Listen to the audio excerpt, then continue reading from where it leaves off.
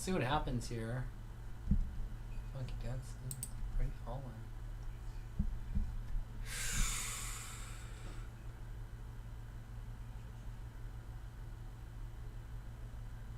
We'll see how this works.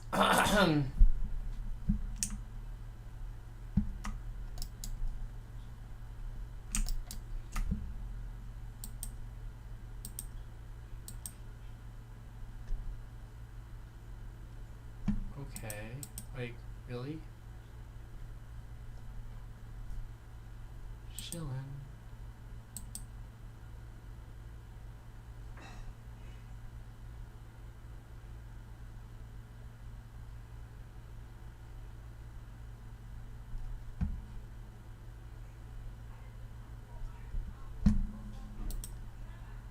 Well, this is not gonna work.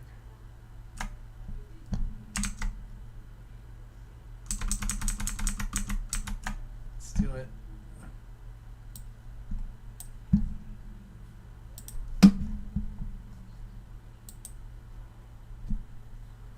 Low of Benetton. That's a link. Small. Let's do it.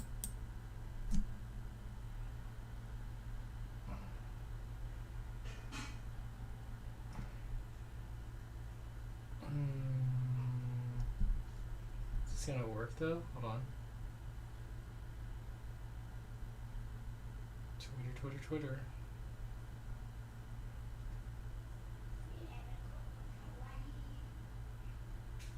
No, it's not gonna work. Hold on.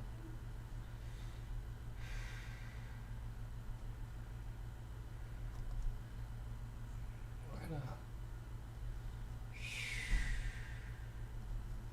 Got that there.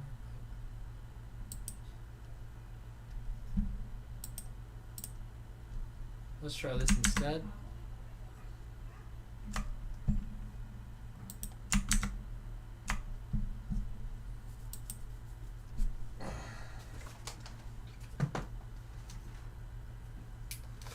We're gonna see how this works. I gotta get all BitK in this one.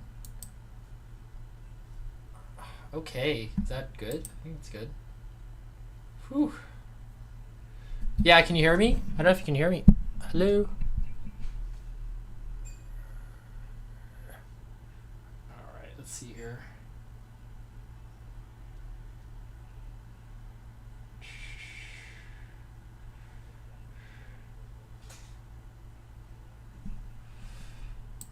Can you guys hear me? Testing 1 2 3. Oh, fantastic. Okay.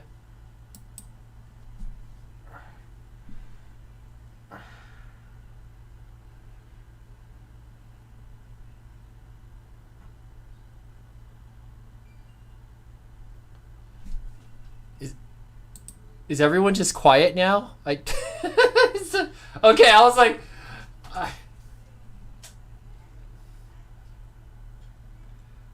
my gosh. Okay. Does anyone want to talk about anything as I'm just testing sound? Oh, is the stream good? Let's see if the stream's good. I thought you were focusing on stuff.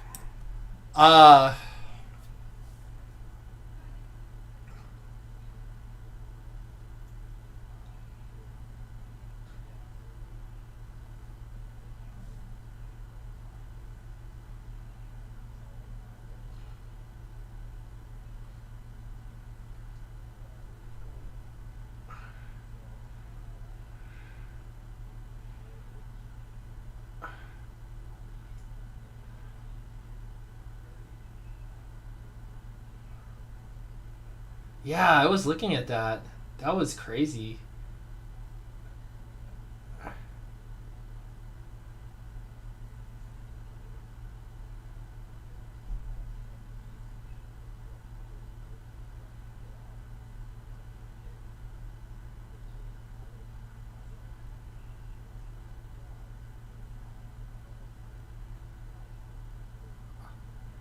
They should be. The Gals project, it's the... I got too many things open here. Hold on. The Gals. The Gals is the Gals. The Gals. They're like a yeah. What's their whole thing again? They're like a pro like female empowerment kind of thing. So I was like, okay, I'll give that a listen. And they've got some really cool art. So.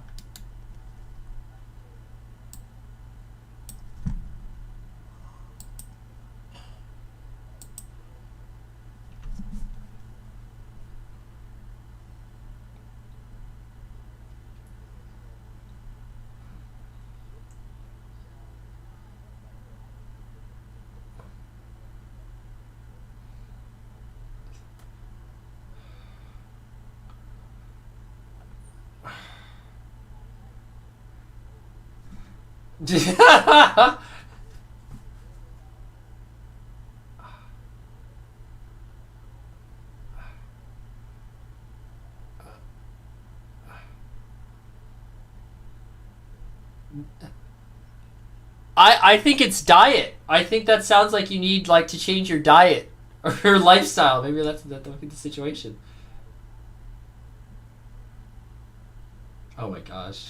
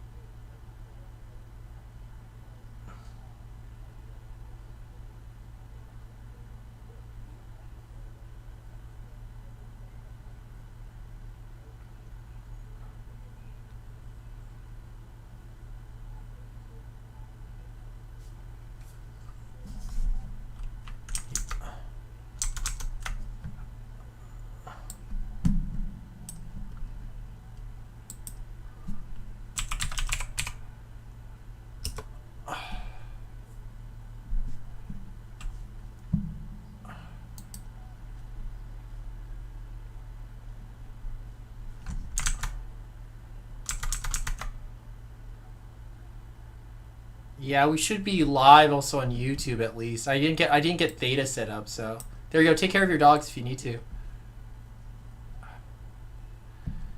Hey, does anyone want to talk about suicide and Terra?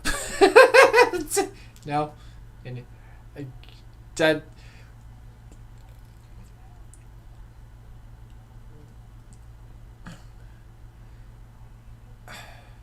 Oh my God, Charles was funny. Was Charles Hoskins like brought up the fact that Do Kwon was bringing up shade, saying we're gonna buy ADA for like to negatively impact our portfolio, for taxes.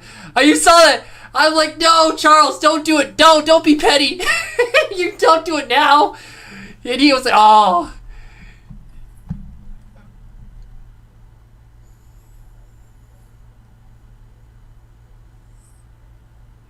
Yeah, but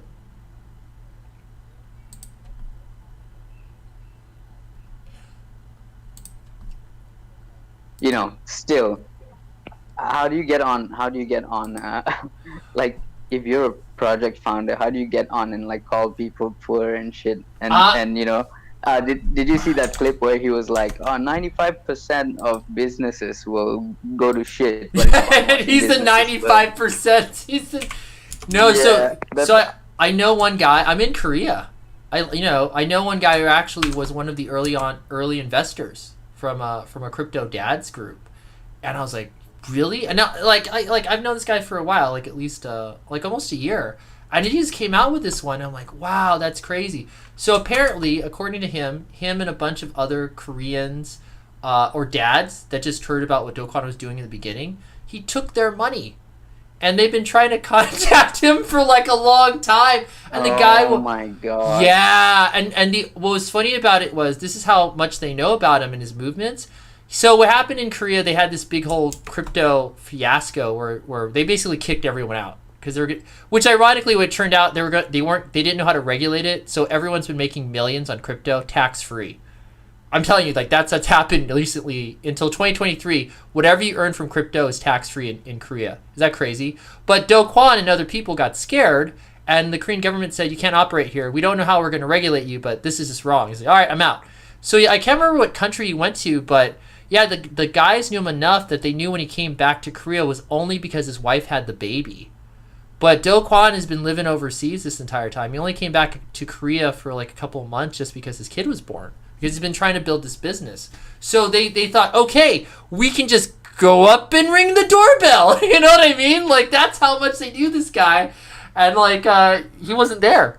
They still couldn't peg him, you know? Like, they thought, oh, well, you know, even though he's a big guy, maybe he canceled his Korean phone. You know? Because he moved to another country. So, you know, maybe that's why his Korea phone's not working. You get what I'm saying, right? Is that crazy? So he didn't make any time for his early investors, the people that believed in him in the beginning of the project. I haven't seen this other thing on him yet, but was there another project before Terra Luna that he was a part of? I don't. Yeah, I think it was called Basis Coin. It was some other stable coin that apparently went to dog shit. There were 2 other projects that he was actually involved with that failed. Oh, okay. And one was a stable coin, yeah, and the other one, I don't know the details around it, but this is all just from what I've been reading, too, so anything I say at Facebook. Oh, I see what we're all talking about. Yeah, we're going on we're getting into the Do Kwon. This is, Good. Yeah, Metasailor actually knows a lot about that. Him and I were talking about it this week.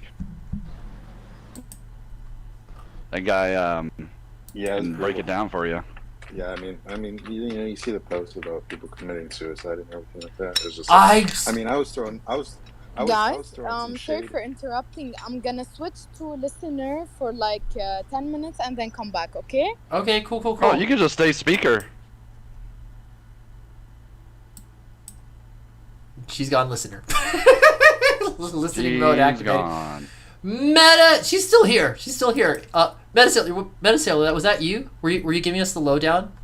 Because I'm barely into this. Like, okay, so what was going on? What happened with? What's your take on this? What's your research or whatnot? I'm listening, all ears. I mean, it's just all like the word on the street, and then everything that Charles put out too is just basically it was a coordinated attack during a vulnerable moment in their protocol when they were moving and they were shifting some funds around, and basically they got dumped on, and then they had to go into emergency mode, and that basically just cascaded into one, people getting liquidated, and 2, people losing confidence, and then now we're at where we're at, and then it bounced off of 4 decimal places off to 0. I think they're back down to I think they're back to 3 decimals off to 0. Oh man, now is the time to buy. Okay, all right. This is not financial advice, but I'm saying take all your money, just take all your credit cards now, open up lines of credit and buy. This is the time, man. We all are going to be billionaires. Do you understand? When no one has any more faith in Do Kwon, it's time we believe. That just made me shrivel. That made me shrivel up. Hey, I put here's the $100 thing, in though. 2 days ago, and now it's worth like $1. So Oh my gosh. I thought it might start going the other way. You never know. Worth the risk, though. there's so much there's a lot of good development, dApps and people building on Terra that, I mean, something has to come out of that.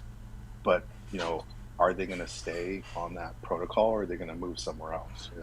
And I think if we can create an inviting environment for those developers, and be, usher them in with open arms, I think we could basically, suck a lot of the brain power out of there. That's an interesting point, because when this was happening, Cardano got a little boost. Like, I wonder if some people thought, well, you know what, maybe it ain't so bad. I don't know. I wasn't really tracking all the other coins that were doing pretty good. I think FTX was also another one, but I think that there was some movement for some survivors, right? I have only lost on potential gains. I cannot imagine. I was thinking buying some Terra Luna at $89. Okay, I cannot imagine. Do you know what I mean? Okay, a couple $100, no big deal. It can still kind of bounce back. But I mean, people had lots of money. Oh yeah, lots of money. I have one of my close friends. I spoke to them yesterday. He had $125,000 in unrealized profit in Terra. Now it's all gone. My God. I mean, I was considering it at dropping like a hundo at $1, but then I saw this. I was like, you know what? This could go sub 1 cent, and so I just stayed away from it, and here we are. But yeah, I know people that yellowed in at $5 or $1, and yeah, they're down hard. I bought in at less than a penny at a 6/10 of a penny, and now, like I said, I'm down big. Well, did anyone get UST? The whole idea of UST, the UST gamble, right, is it's supposed to be like a stable coin. So if it's going to bounce to $1, now's the time to buy some UST. Oh, jeez. Does anyone agree to that? Because I'm hearing more about how the algorithm works. So apparently, and anyone can correct me if I'm wrong, because I've just been picking up news. Look, I'm just here to say to you guys to not follow title ideas, okay? He does get a little crazy. I am a little crazy. Listen to him and do the opposite. That's how I live. Exactly. Too much coffee. That's too much coffee. Oh yeah. Drink some water. I'm trying to. I'm drinking coffee water right now. It's a great idea. It's the best of both worlds. I see this as kind of a beautiful disaster. This is the free market at play. When you have little to no regulation, and you actually see what the market does without government intervention. Companies and projects that put themselves in compromising situations get wrecked, and there's no one here to save them. You're right. If this were a fiat stock, it would have been cut off on the stock market when it dropped down to $70. It would have been halt trading, right? And everybody would have been like, okay, and that would have, they would have tried to save it. But I think BlackRock, if the BlackRock rumors are true, even though they're denying it, if BlackRock did do this, that is government intervention, right?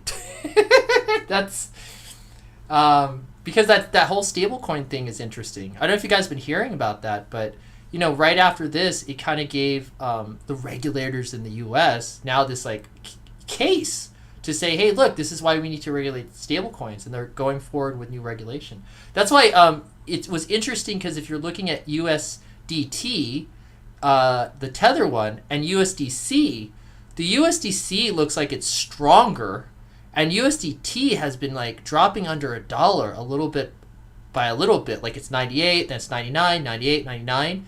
And I haven't really seen it and again, I haven't looked at it for 24 hours, but I haven't seen it when I was looking at it be just at $1. So I wonder, and that's why people are speculating being the key word, is UST under attack? Is someone exploiting the fact that we don't know what UST is related to? I don't know. That's totally par for the course. When the market is bleeding, you'll see all the stable dollars right below $1. Or the other way around, sorry. So when the market's going well, then people start selling their stable coin, right? Yeah, but what is USDT backed by? Anyway, that's enough about this. If we're ready to start, I think is everyone here? There we go. All right. Not everybody is here. I will bring them in and give them time to introduce themselves as they come in. We do have majority of everybody here, so we'll go ahead and get started. Okay. Big K just joined. I have some beef with him. Go ahead. I'm sorry. Oh no, you're good. I just wanted to say, damn, I've been listening to this whole conversation, and yeah, it's insane. It's insane. Global markets is insane. But also, I just wanted to say, bro, it's been way too long since I've seen Stash. What up, Stash? Yo, man, you're right. It has been way too long. Hope you've been keeping well, man. Yeah, man. Yeah, man. The same old, same old. But I'm super stoked for this. For this space. Dude, me too. And I hope that the NFT kid can make it. I jumped in one of his the other day, and it was definitely pretty dope. He's a really good dude, and I think everybody would love to have him. Dude, he gave away so much stuff, like 100 ETH to somebody, some NFTs. Like, it was freaking straight fire. That guy is so damn generous, and that's why I wanted to have him on, man. He's got a big heart and probably a heavy fist. So I can't wait for him to get here and come hang out with us. Is he coming? Like I said, he told me to shoot him an invite. So I'm not sure on what side of the U.S. he is. If he's in Cali, then it's definitely like 0621 over there. So that's pretty damn early for a lot of people. But he said he would come, so I'm gonna have faith in him. And even if he doesn't, that's cool. Even him considering to come and hang with us is pretty damn dope. It's early, but it's worth it to be on this space, to be honest. I'm not gonna lie. Like, I wake up on Saturdays and I'm hyped for this. Yeah, even if I'm drinking the night before, I still get up at 7 o'clock. I start doing my thing, getting ready, trying to get my vibes together, listening to some music, getting some hype going. And because I love doing this. This is great. But before we get started, I'll talk about some things that Shillin with the Homies has been doing. We have a Discord now. I opened up some new channels in there for the community to give us some projects that we should research, even put in questions that we should ask to guests that are coming on that you may want to actually know. Also, if you want to be a guest, there's a spot there that you can tell us a little bit about yourself so we can take a gander at you and figure out what the deal is. If you're wanting to get into the Discord, just go to my profile. The Discord link's in there. If it's jacked up, let me know, because it's been kind of jacking up here and there. And we'll get it squared away and get you in there. But welcome to another episode of Shillin' with the Homies. I'm your host, the hottest fuzz Powdery Hot Fuzz, and my ever handsome, talented, and not so good at disc golf, but working on it, Mr. Eager Bev. This is so true. Yo, I actually played yesterday with my neighbor. Apparently he was ranked in the state. I'm like, holy shit. Okay, all right. I'm gonna have to come play with him. Yeah, you gotta show him up, dude. Yeah, you gotta show him up. But I'm gonna have to come play with him.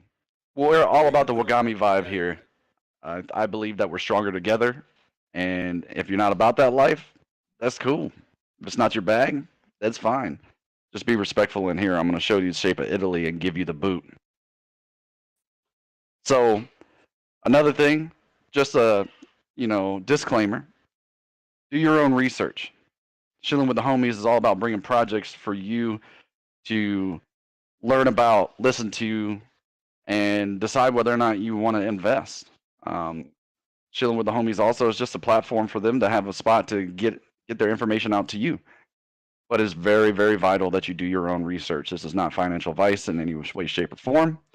But we're doing this for you and hopefully doing a little bit of research for you. So again, retweet the space and let's get into it. So I'm going to introduce the panel here and give each one project about 3 minutes just to kind of give us an overview of what they're doing. I'm really excited about a lot of the projects that are here. They got some really good things going on. and really good things to invest in. But our guest for today is we got Stash from Voyage CNFT. We're gonna have Keith, the NFT Barry, punk ass CNFT. Big K, that's title pending. Oh yeah, and punk ass is also known as Metal Lord. And then the gals. So sit back, chillax, drink your coffee. If it's beer 30 your time, have a brew, and let's have some fun. Eeks, you got anything to say before we get started? No, I don't. Other than if it's coffee, you can always put some what's that called, Kahlua in it or whatever. Yeah, put a little bit of Kahlua in it. It's all about the Baileys, baby. Oh Yeah, yeah, you got some Baileys don't too. get it wrong. Bailey's is good too. Yep. Or if you're just hard, just put some bourbon in it. Go hard in the paint. I've got that Kraken rum. Nah, Ayo. not for 6:30 a.m. Yeah. But Yeah, that's Stash, go ahead and tell us a little bit about yourself and your project. Yo, man. Well, I'm Stash. I'm well representing Voyage CNFT. I've been around the space since about September. I'm a corporate banker IRL, and what I do, well, with Voyage is primarily the communications aspect of it. And so I think we've got our co-founder Prerak in the house. I don't know if he's requested for speaker. Have you done that? Okay. Anyway, I don't let have him any request requests right now. All right, let him There request. it is. I'll just continue talking. Okay, so what we are is a metaverse play to earn game, and it's a space themed thing. We recently sold out our Planet Mint, and what we basically, okay, hold on, let me think best how to explain it. It's so complex, man. Like the last time I spoke about this in depth, it took 2.5 fucking hours. That's true. Let me give you an overview. So, all right, the in chronological order, what we'll be doing is we'll start with the planets, and the planets are basically our early access tokens. There are a whole bunch of benefits that come with them. Primarily, they give you a permanent whitelist, of course. They give you discounts on future mints. But then there's also in-game utility when it comes to the planets, right? And this is where it gets a bit more complex. So as a zoomed out picture, the Voyage will eventually become a game whereby the aliens are playable avatars, and we will first start off with something like a battle arena player. We will move on to weekly capture the flag type tournaments. We'll have interplanetary skirmishes. It's going to be a full-fledged AAA quality game, and that's what the boys are working on. My other co-founders, I mean, the co-founders are, they have a heavy tech background. They're from IIIT Delhi, which is the prime tech universities in India. And man, when they start speaking, I can't keep up. Not only because I don't understand this shit, but they go in such a technical level. Like, I'll let Prayer speak about the technicals if anyone's concerned. If anyone wants to ask anything about that. But back to the overview. So because it's a playable, because it's a game, we've got character customization and, like, weapons, armor, traits, all that kind of thing that will come along with the aliens. Now, to customize for in-game utility and to customize your weapons and stuff like that, you will need in-game resources. We've got 4 in-game resources. And the planets, if you look at the planet NFTs that we've minted, the planets let you know what the core resources, the primary resources are on these planets that you own. After we've done the planets of phase 1, we will now be moving towards phase 2, which is the continents. Once the continents dropped, we'll start dropping resources to continent holders. And the planet, if you have a continent that resides on a planet, the continent resource generation is basically taxed to the planet holder. So at the moment, we've minted 1,600 planets. That's our full set of planets. And the planets will gain a resource in an undisclosed percentage from all the continents that reside on that planet. So we start off first with the resource generation. And the resource generation goes live the moment we drop our continents. So now that we've dropped the planets, we every step of the way, we are in the server, we're talking to the community about what we're doing. At the moment, we've released an 8-week roadmap, and we've hit the first milestone on it, which is the updated white paper. Now, the boys, Vikram and Prerak, they're managing, I think, about 5 or 6 teams, each of which are doing a separate thing. We've got a couple of things coming out. If you look at our roadmap, we've got the 3D interactive viewer, whereby your NFT, your current planet, will be mountable on the website, and you'd be able to look at your planet and play with it in 3D and stuff like that. Of course, we're building a game, so this is simply the first step. And I've seen the guys work on it, and it just looks really cool. I mean, I find it extremely exciting. And once we release the WIP videos, I think other people will as well. We've also began the concept for the metaverse environment. In fact, we released a tweet yesterday. And if you look at that, the boys and whoever they're working with, they've generated not just the environment, but they've put like a mannequin model of one of the aliens that we're releasing. Oh, and that brings me to something really exciting for the planet holders as well.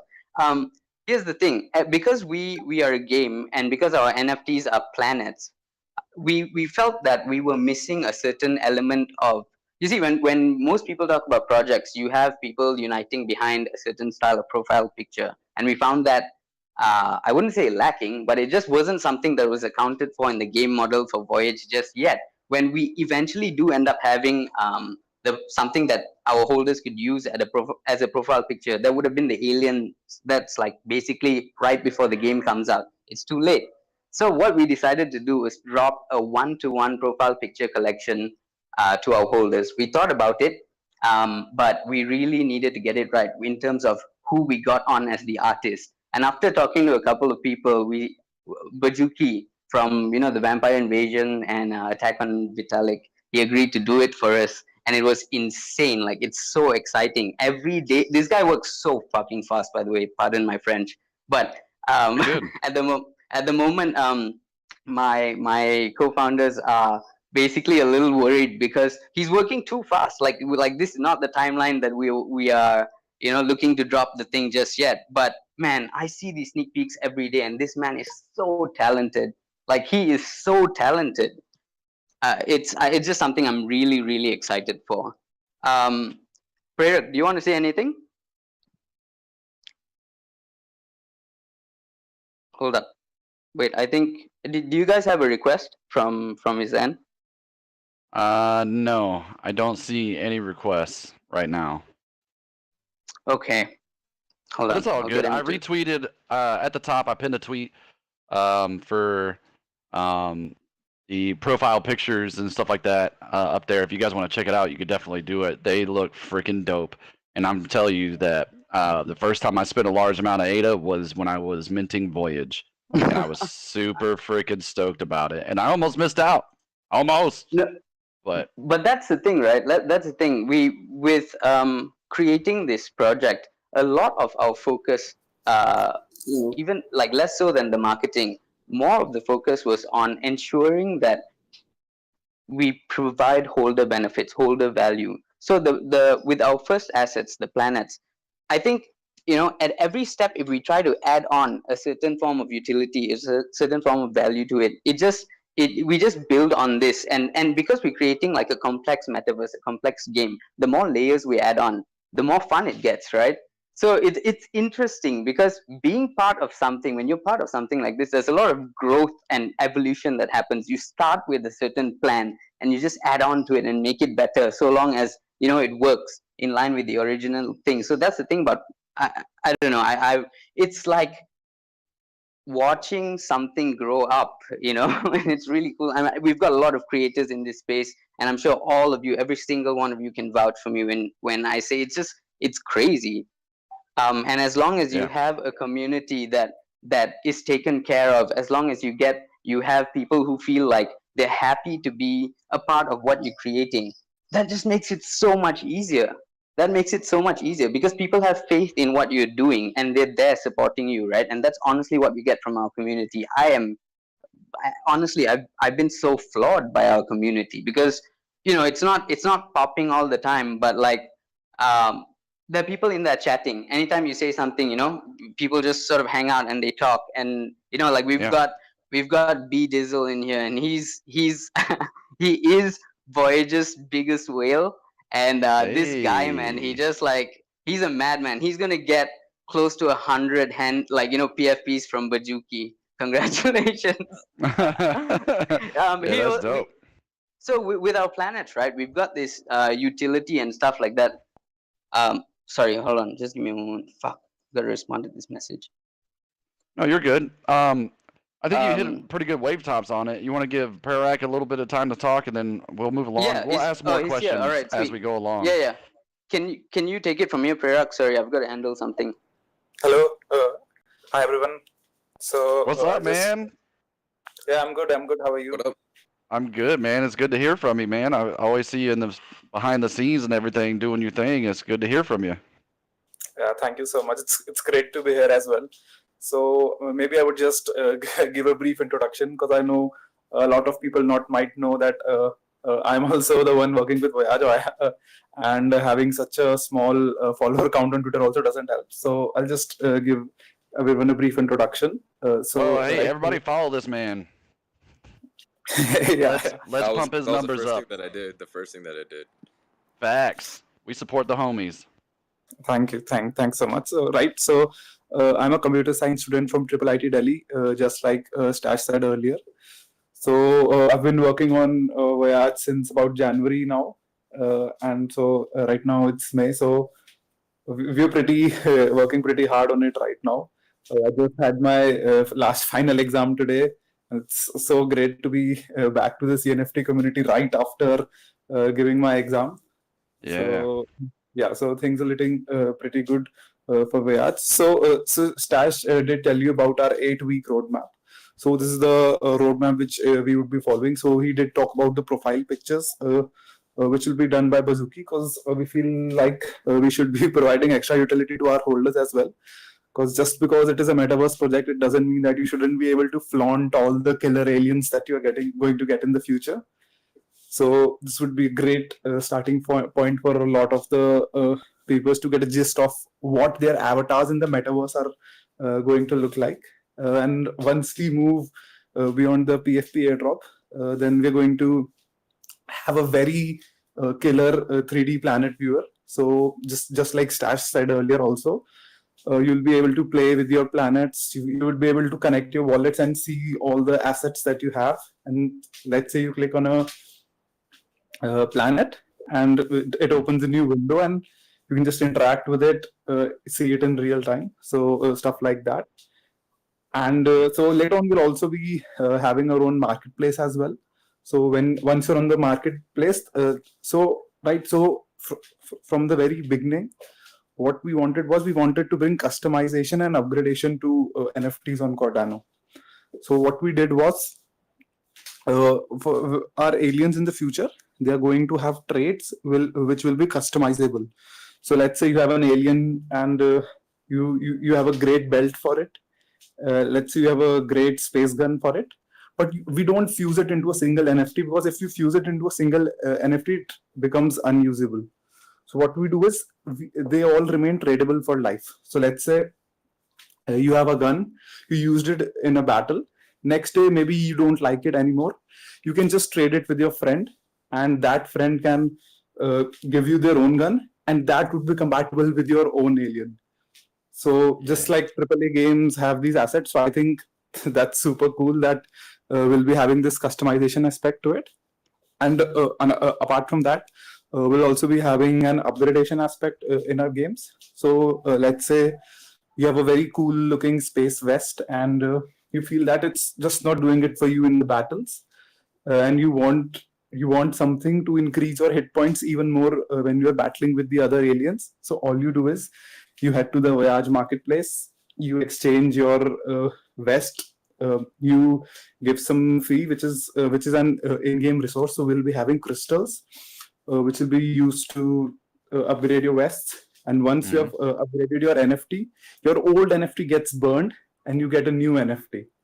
So I think that would also be pretty cool, because I've not seen a lot of innovation on upgradation and customization on on the front of customization and innovation on Cardano yet. So yeah, so that is pretty much what we'll be doing in the next 8 weeks and further. Oh, cool, man. I appreciate you guys giving the overview.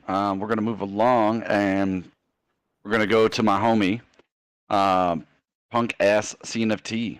also known as the Mullet Lord, which was recently on Win Podcast. What's up, bro? Hey, how's it going, guys? Chillin'. All right. Yeah, no, thanks for having us on again. It's a bright and early morning here on the west coast of Canada, so I'm still getting my coffee in. I did actually add a little bit of Bailey's into it, thanks to those comments. Ew. Way to go, guys. You got me started early. Hey, nice. But yeah, I'm Mullet Lord. I own NFT Creative, and I'm the creator of Punk Ass CNFT. We have several projects on the go right now, but Punk Ass is our first, and that's the one I really want to talk about today. We have some really cool new features we've added for the community members and new rewards programs I'm really excited to dig into. Yeah, I'll keep my introduction short because I know there's a lot of people here, but really happy to be here. Can't wait to get into it. Cool, man. Thanks for that. No worries. You know, another thing, just a little bit. You know, I didn't really give Stash a proper introduction or Punk Ass, but Stash, this dude he's a savant on many different fronts, building spaces, community managing, doing a lot of things. Along with Parac, man, he's a freaking dope dev, super cool cats. Mullet Lord, dude, he has an imagination and such forward thinking you guys would not believe, and I'm excited for what's coming with that cat. So just a little bit about those dudes that I know personally. We're gonna move on to Title.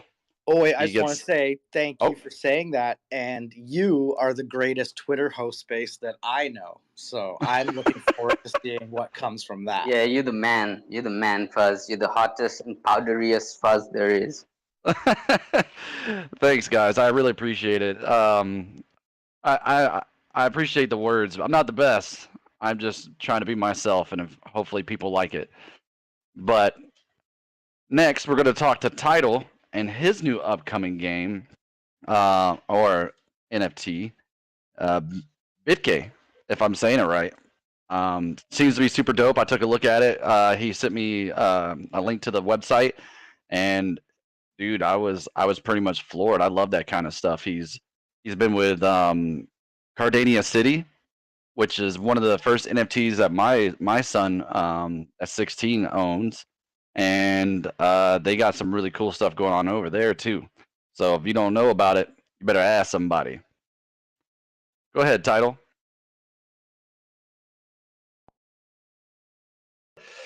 All right, hi, I'm BitK. That's Hey-o. Yeah, that's right. You switched. Because we got to be official here. I love it. This is BitK. I have like a phone next to my computer. I got a crazy setup here. This is great. All right, let's get into it. What is BitK? What is BitK at the heart?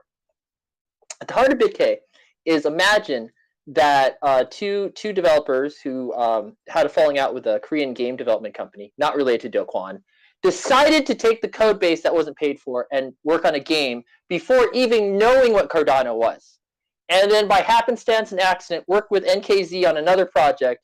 And then NKZ saw the project that the guys were making before Cardania and said, yeah, that could totally be awesome, and let's do it this way. So at the heart of this is, imagine by next month having this ability to get all these different like people with NFTs. I'm gonna say one of the use cases I thought about, which I got really excited about. Imagine you have all these NFTs and you don't know what to do with them.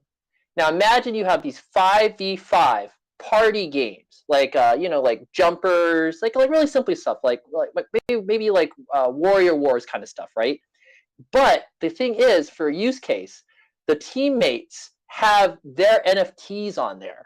So could you imagine if the punk ass guys come in and they got like their punk ass logos on, right? Or some of the partners we can't talk about yet come in with their team logos on their NFTs, their playable NFTs, and now we can start having these like little party game contests.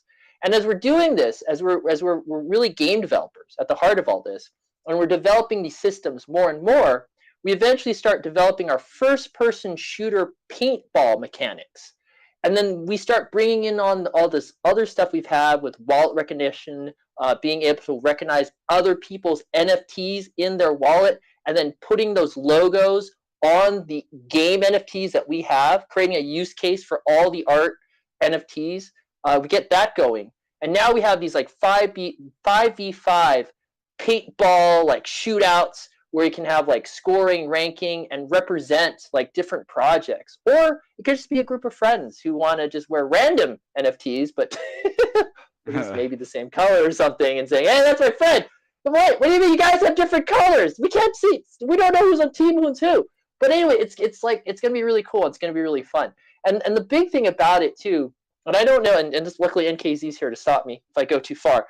I am really excited because with all our technology that we've built up, we should knock on wood, nothing bad happens, have it where I can actually do live game development, like have a stream on Discord, have some of like the people that are actually into the project and take their feedback in real time and make assets, make levels that will be incorporated into potentially contests or just having these people play. And that's what I'm really excited about it. Coming from the indie game development space, there's this guy called Romney who had this game called Nuclear Throne, and he had this idea of live game development. Every time you stream or broadcast, you actually work on the game, but because we're very close and we've had 2 years of work, we can actually have these things more playable relatively quickly. Like maybe it'll take like a week of a stream and then a week to implement those changes into the game so players can actually play those things. And I don't know, that's what I'm excited. I'm hoping that we get people in on this. And about the thing about investments though, I think the way that we are approaching this right now, and I maybe later on if anyone has questions about a monetary strategy, there is a monetary strategy, but I think like the best bet, because we're really focused on gamers, is that it's like an investment for fun. We were talking, well, now with ADA down, like, oh my gosh, down almost to 50 cents. We're talking like a $30 game. That's what you get for like one of these NFTs. Like it's going to access our services. You're going to be able to play with other friends and stuff like that. And that's not bad. And I really feel more in tune with that idea, right? That we're not talking about like, hey, it's an investment, you're going to become a millionaire, it's going to be amazing. No, it's like an investment of fun. If you spend $30 or $60 on video games, or maybe $100, $200, whatever, throw us like 30 and we're going to give you something fun, and you're going to be part of this like game development experience. And that's what I'm excited about. So that's my I guess that's my 3 minutes. Yeah. Well, that was pretty good in 3 minutes. Hey, just for those out there that are requesting to speak, I have a guest list. If you aren't on the guest list and want to show your project, you can join the Discord, hit us up, hit Title or myself up, send us a PFP. So when I design the flyer, I can put you on there, and we'll open up the floor towards the end for people just to come up and say whatever and ask questions. But at this point in time, I'm going to hold off on bringing anybody up that's not particularly a guest or a part of the production team.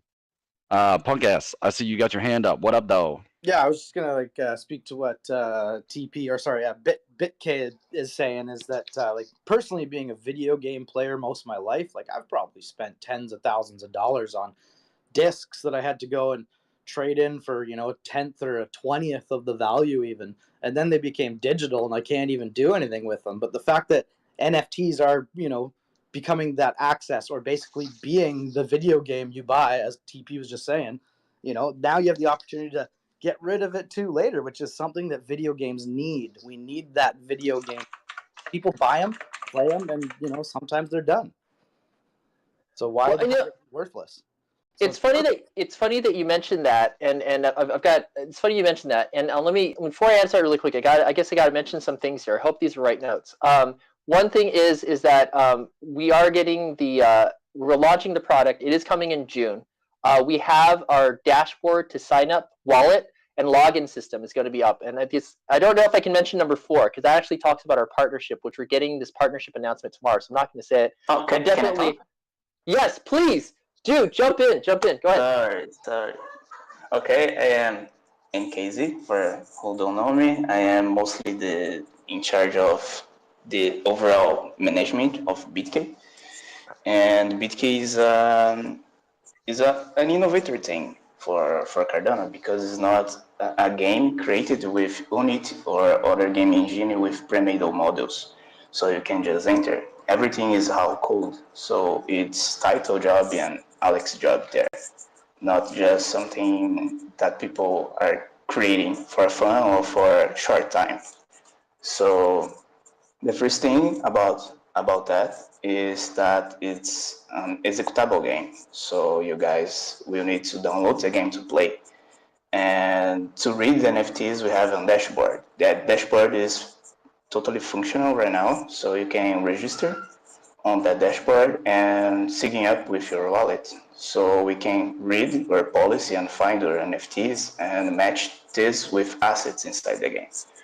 And the idea of BitKey is not to bring the same concept for play-to-earn games around the space. We want to bring something that is fun to play for people who want to collect. So we have a similar system from Counter-Strike, Valorant, and other FPS games that you only can change skins and outfits. Anything more will give you advantage inside the game. So it will be fair for everyone. And the idea is that at launch, everyone will be able to play. We are not going to ask for people to mint or NFTs and sit them back for 6 months or 1 year before they can do something with those NFTs. So before the mint, I think, and probably we have over next week some live space on Twitch. So be streaming the game and people will be able to see what we are creating and what you guys will be have access right after the launch. So yeah, and the number 4 that Title is talking about is a partnership. It's becoming public probably in 1 day, and it's not a problem talking about it. We are making a partnership with PlayerMind, and we'll be featured on their marketplace and having some specific assets for them inside the game. And also, we are kind of open of bringing other projects from the community inside our game and those assets. That's dope. That's dope. Cool, man. Well, thank you guys for sharing. We're gonna keep it moving. I would like to give the gals the floor. Let me invite them to speak, and they can tell us a little about their project. But in the meantime, if you guys don't know, these two cats, BitK, which is also title pending, and NKZ, these guys, man, they know the ins and outs. So if they're developing something, you know for sure it's going to be high quality. I've worked with NKZ.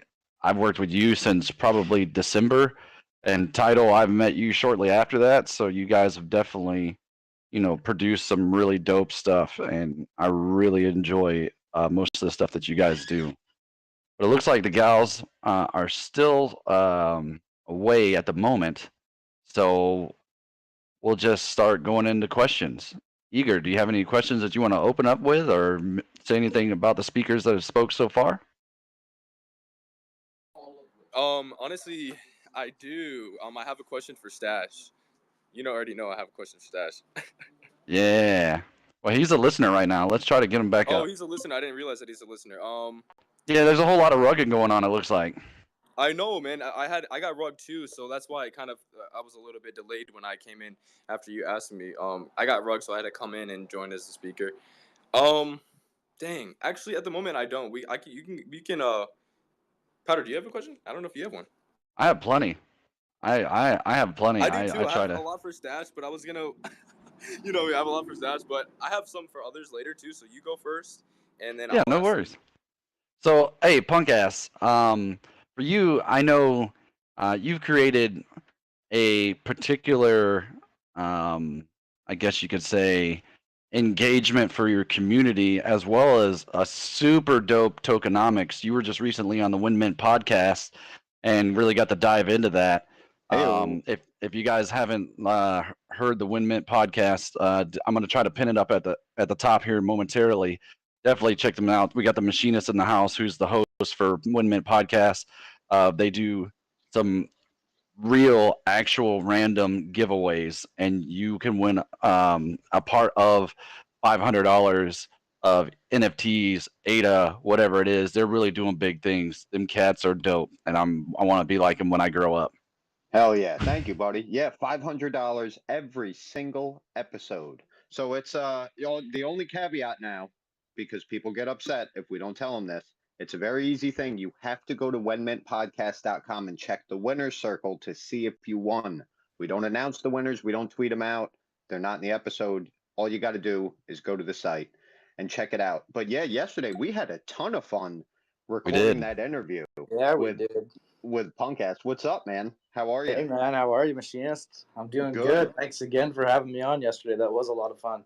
Yeah, no, it was a blast. It kind of turned into a little bit of a shit show, I guess, towards the end. We just started having fun, and the Powdery took his pants off. I mean, it was... yeah, that's when it kind of went downhill right there. I'm not sure. Yeah, I think I like that little snippet you tweeted out. That was like, I was like, great. That's what he took from that. Oh yeah, you ought to pin that up to the top. I definitely will pin things up to the top. I've been in so many of these spaces, I still can't figure it out. So I can explain that real quick, and then I want to give Punkass the floor. But if you go to whatever tweet you want to share, like say, let me find the one that you have for that. Actually, I need to go to the other one. But you go down to the share button, and then it says share with this space, and then you can share it. Awesome. I will work on that. Hell yeah. But yeah, like you were saying, Punkass has some awesome tokenomics. And you can see it right in the official documents section or technical documents section in their Discord. I mean, they've really worked this out to a T. So it's definitely a very impressive model. Tokenomics is not something that's easy to get right. It's easy to spin up a coin, but how do you make sure that token has worth and can stand on its own 2 feet? And I think they've done an awesome job. Awesome job. Thanks, man. Appreciate that. Yeah, a lot of work went into that. Yes, we're still actually building out the detailed tokenomics and distribution schedule for NFTC, which is one of the things I want to talk about. So NFTC, I'm not sure if everybody knows, is the token for NFT Creative, our company. And it's going to be a multi-function, multi-project token. So it's going to be utilized across all of our Cardano projects. Some of you might be aware, we're working on something called chain slugs. It's going to actually be used to determine the current state and future state of your chain slug NFT, as well as it's going to be a rewards token for Punkass. And then on top of that, we're going to use it as our primary currency when we head to our quote-unquote metaverse play, or as I like to call it, entertainment service that we're developing in the background. So yeah, we have the NFTC going now, and if you are a Punkass holder, you can actually go to drip drops every single epoch or whatever we call them, and claim NFTC per NFT you hold. So for every season 1 Punkass you hold, you get 50. For every season 2, you get 100, and then when we get to season 3, it'll be 150 per season 3, and you can just keep going every 5 days and claiming your allotment. But yeah, when we get the tokenomics completely nailed down for that, we will be definitely putting that out there. The tokenomics that the Machinist was talking about specifically are the tokenomics for the Punkass reward system, which you can go and see on our Discord channel there.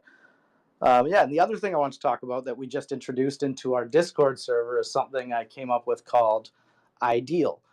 It stands for Incentivized Discord Engagement and Leveling. So now we have this tiered reward system in our Discord channel that I've been able to utilize a few different bots and play them off each other to really create a really unique rewarding system, I believe. So all you have to do is engage or take part in some of our activities. Like we have game nights every Monday, Wednesday, and Friday. So you take part in those activities, or you just engage in our general chat and you can gain levels. And as you gain levels, you unlock rewards. And right now, the milestone tiers, as we call them, there's only one of them is revealed. So we're slowly going to reveal those as people get up and reach those milestone rewards. And trust me, there's some good ones. I'll give you a hint. We got a bobble butt, a physical reward coming too for some of the people who make it to a certain point. So it's gonna be a lot of fun anyway. So yeah, those are the 2 things I really wanted to talk about. Is we got NFTC is now available for Punkass holders, and you can also win it in rewards through different things that we do. And the ideal system that we put together in our Discord channel, it's really neat. But I just want to say the ideal system is only available for verified holders. So you have to own a Punkass, come into our server, and use the new Wallet Connect features, which will verify your NFTs.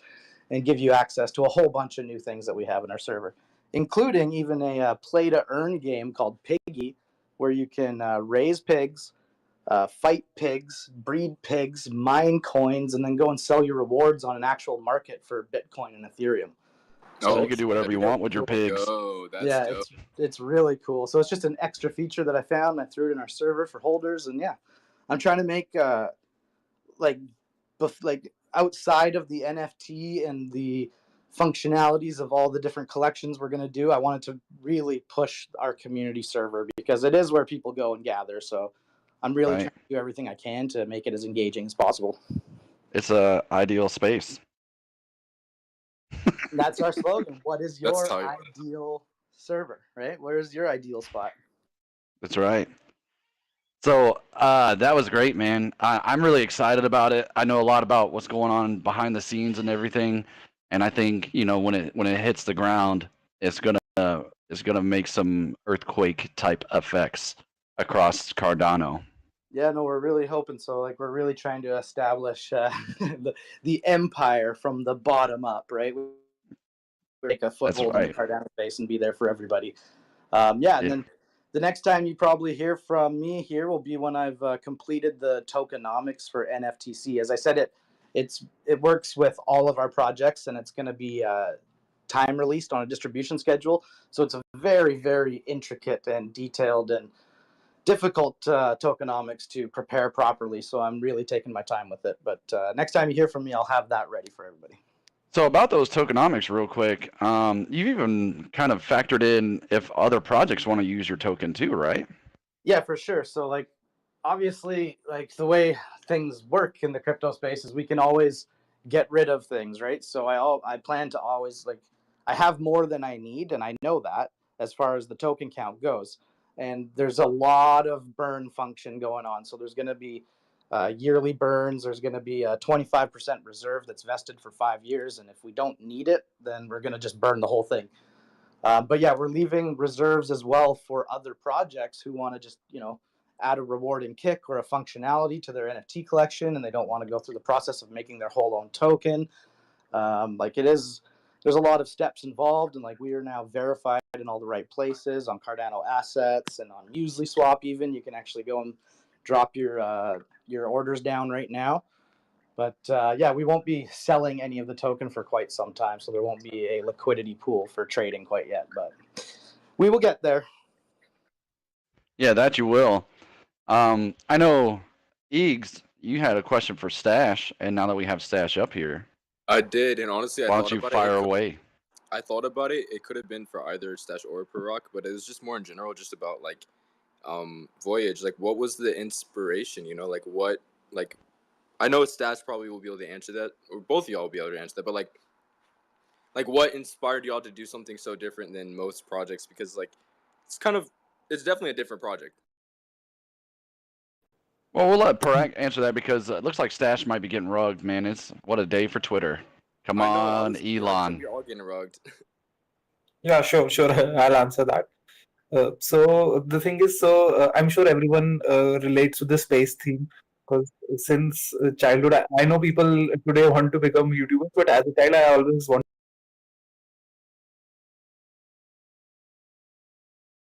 with us, and we're also we also really like science fiction since our childhood. So that is also something that got us that was an inspiration for the project. And apart from that, we wanted to do a project. So we are both computer science engineers, and we wanted we wanted something that was a development heavy project. We could just do an art only project also, but that is not where our strength really lies. So we would again reiterate that Voyage is mostly a development-based project, and that is where our strengths lie. So space theme because we really like science fiction and space, and this development-based project because that is what we really know well, right? So if we just went for art, maybe we would not have been able to do that well. But with the development thing, we know that we're sure going to nail it. And I'm sure everyone will love this space theme metaverse. Yeah. Yeah, I love it. I think it's going to be great. Yeah, thank you so much, man. Mm-hmm. Hey, thanks for that question, Eags, man. That's dope. Yeah, no problem, no problem. All right, for BitK, what impact do you expect your project to have on the space in general? Besides being dope AF. So I think the best one answer there is initial tech proof that we the same and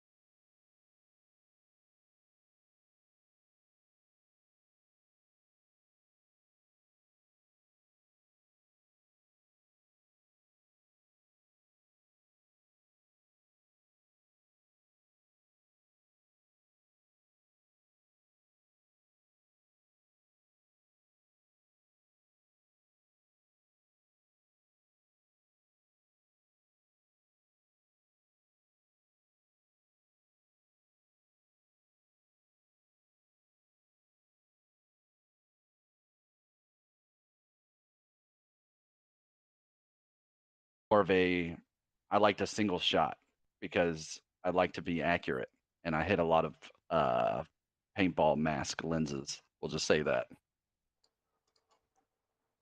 yeah, All right. like Paintball has some rules for that. So actually, people need to follow the hating for shooting and other stuff. Essentially, in tournaments. Yeah, for sure. For sure. But yeah, I love that aspect. Well, hopefully, the gals, when you guys come back, just request to speak so we can get you up here because I know you're repping the East space, and I definitely want to get you up here and have you rep your project and bring some light to it. Hopefully, you're not gone too long, but we're gonna keep rolling. So I know, BitK, just one more question for you. I know there's your mint or your landing in June, but do you have like whitelists available? How do people get that? Have you guys decided how you're going to operate in that arena? Actually, at the first time, we were looking for how the community will grow because we need to understand the the public for this. And since it is not a play to earn, etc., and most of people like to flip, right now, so we need to understand first the demand before making a whitelist. But we are going to have some public mints, sorry. We have some public lives for streaming the game, etc. And we are maybe gifting people with characters. Our supply is 2,000, is 2 characters and 1,000 of each character. To play, you need to have one in your wallet. That's dope. Have you thought about creating like maybe a little BitK esports team? Oh yeah, the idea is not just for BitK, is that since we are the game, we are creating tournaments and not the teams itself. You guys will create the teams, you know. You, Uyghur, and Punkass guys will just come by and say, we are a team, we want to play against us people, you know? That's the Yeah, idea. we're gonna have a Shillin with the homies inner circle team. Yeah, that Do will be it. great. So good. Hell yeah. Yeah, that'd be dope. I think since we're going to have a partnership deal, and I'm back, I do want to relate that to like what PlayerMint does. And what's interesting about PlayerMint is that they are doing like tournaments, but they're connecting to established games already. So it's interesting because their community is geared towards playing games that are just games like Fortnite or like other like Epic games, and then a Rocket League being another one of them. But attaching a system of being able to do like play to earn or like win rewards by actually performing in established games. So one of the cool things that helps us out with this partnership is that like we're up their alley because they do want to help like game projects that are actually game projects built on Cardano. And oh, really quick, I want to answer that question to Punkass. There's an interesting thing where there's some games that we play forever, and there are other games where we can't, like we just give up. Like we play it, it was fun, and we forget about it. I am hoping, I don't know if it's going to happen because we're so early, but I'm hoping that BitK will be like that game that people are still playing, like, 4 or 5 years down the future. Like we're actually adding more things and we just keep adding and adding versus just letting it die out. So yeah, there you go. That's my 2 cents on stuff. I really hope for that for you as well. I mean, and this is the right space to do that, is to build a community that is going to be backing and playing it for a long time. I know I'm going to be playing it because I know that, I know I'll be playing it too. I'll Actually, definitely be playing Powdery, it. What's would it up? be cool if I asked a question quick? And I apologize to BitK if this was already answered. No, go ahead, dude. Awesome. You always have the floor with me, bro. Awesome. I appreciate it, brother. And BitK, I did see your application for the podcast. We have so many in line. It's crazy. We have like 40 projects in line. So, and we only do 3 episodes a week, but I do have you in there.